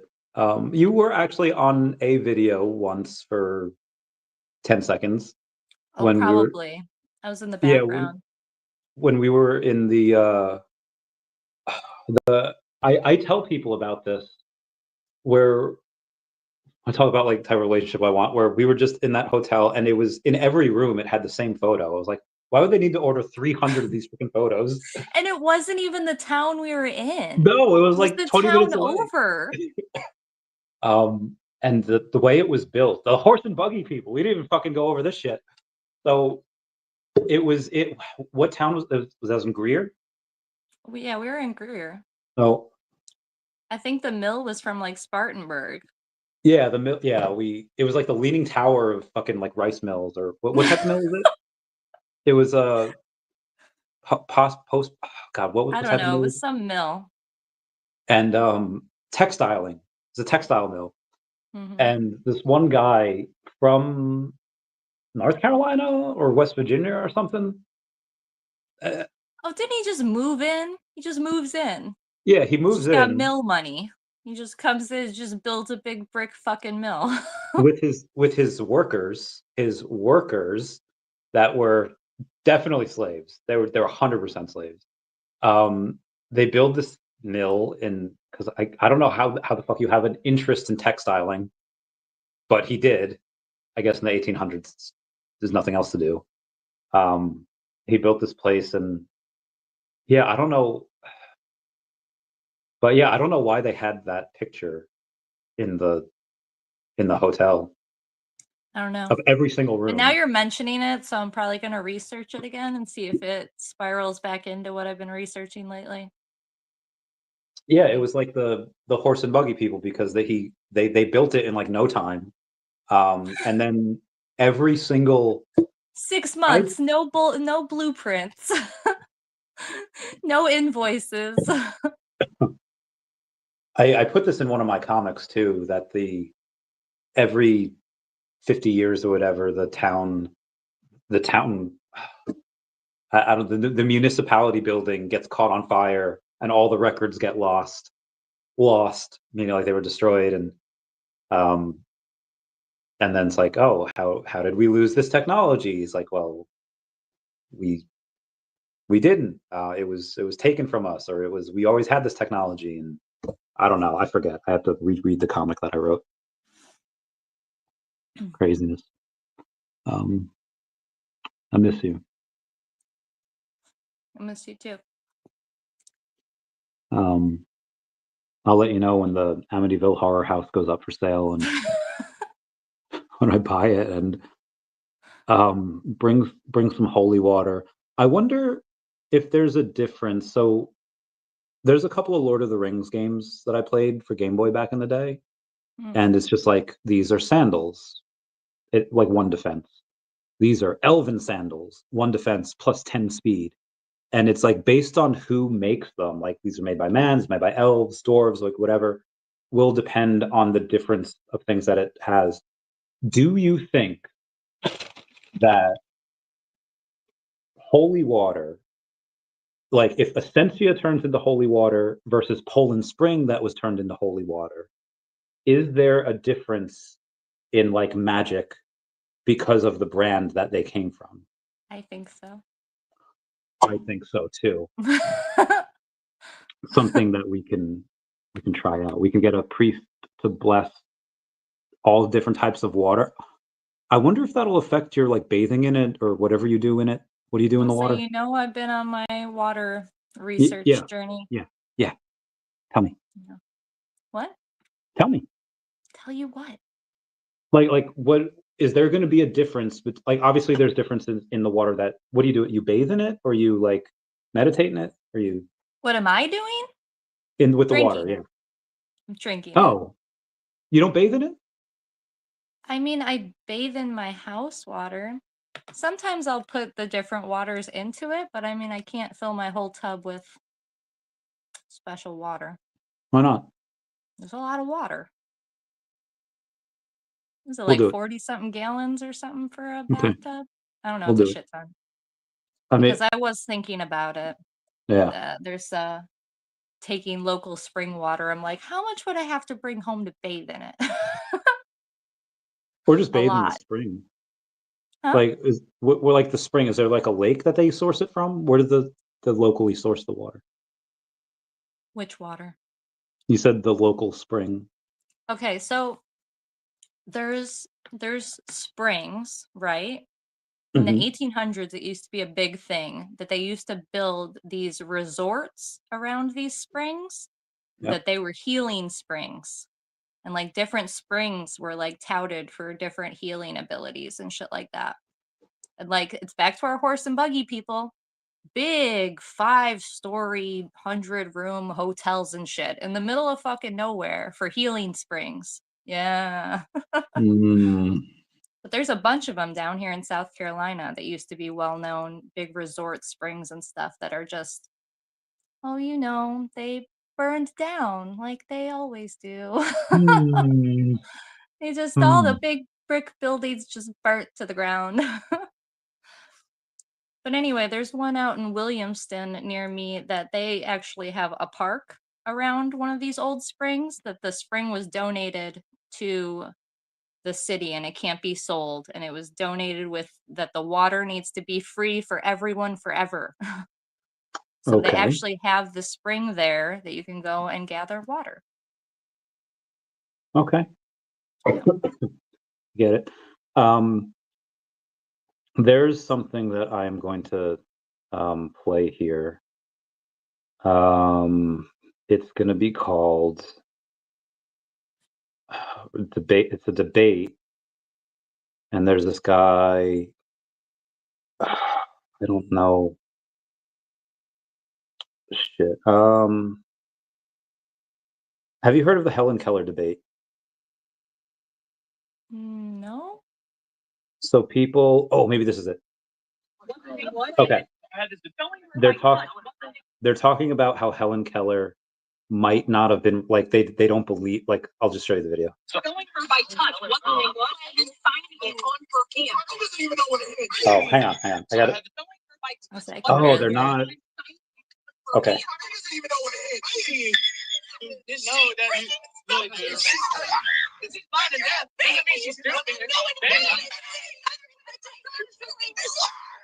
Color wasn't real.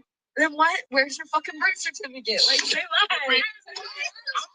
And showing her by touch. What the thing was. So there's this whole debate on the internet that Helen Keller was like faking her abilities or disabilities, because they're like, how does somebody that has never heard or seen anything, how did like they know, like, and I've read The Worker, or I've read the Miracle Worker. So it's like, okay, you sign something in her hand, and then you give her that thing, and that is let's say it's like water, like you sign water, and then you give and that's how, oh, okay, this weird thing means this.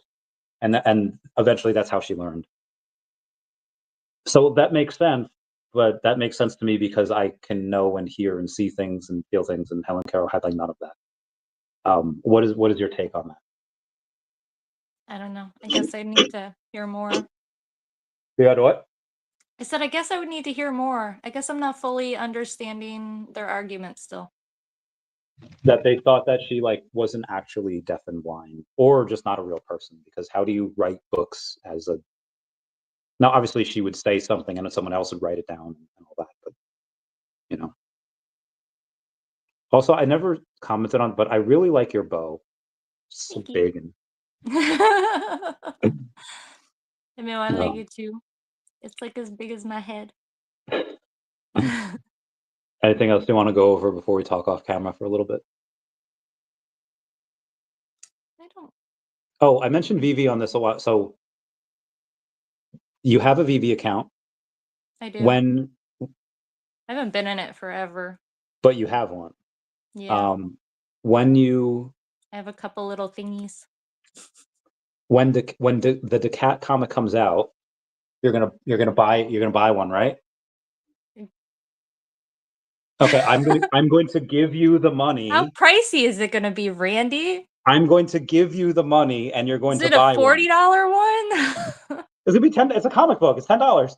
Oh. So I'm going to give you the money for it. Doesn't if I'm going to give you the money for it, it shouldn't matter how much it costs.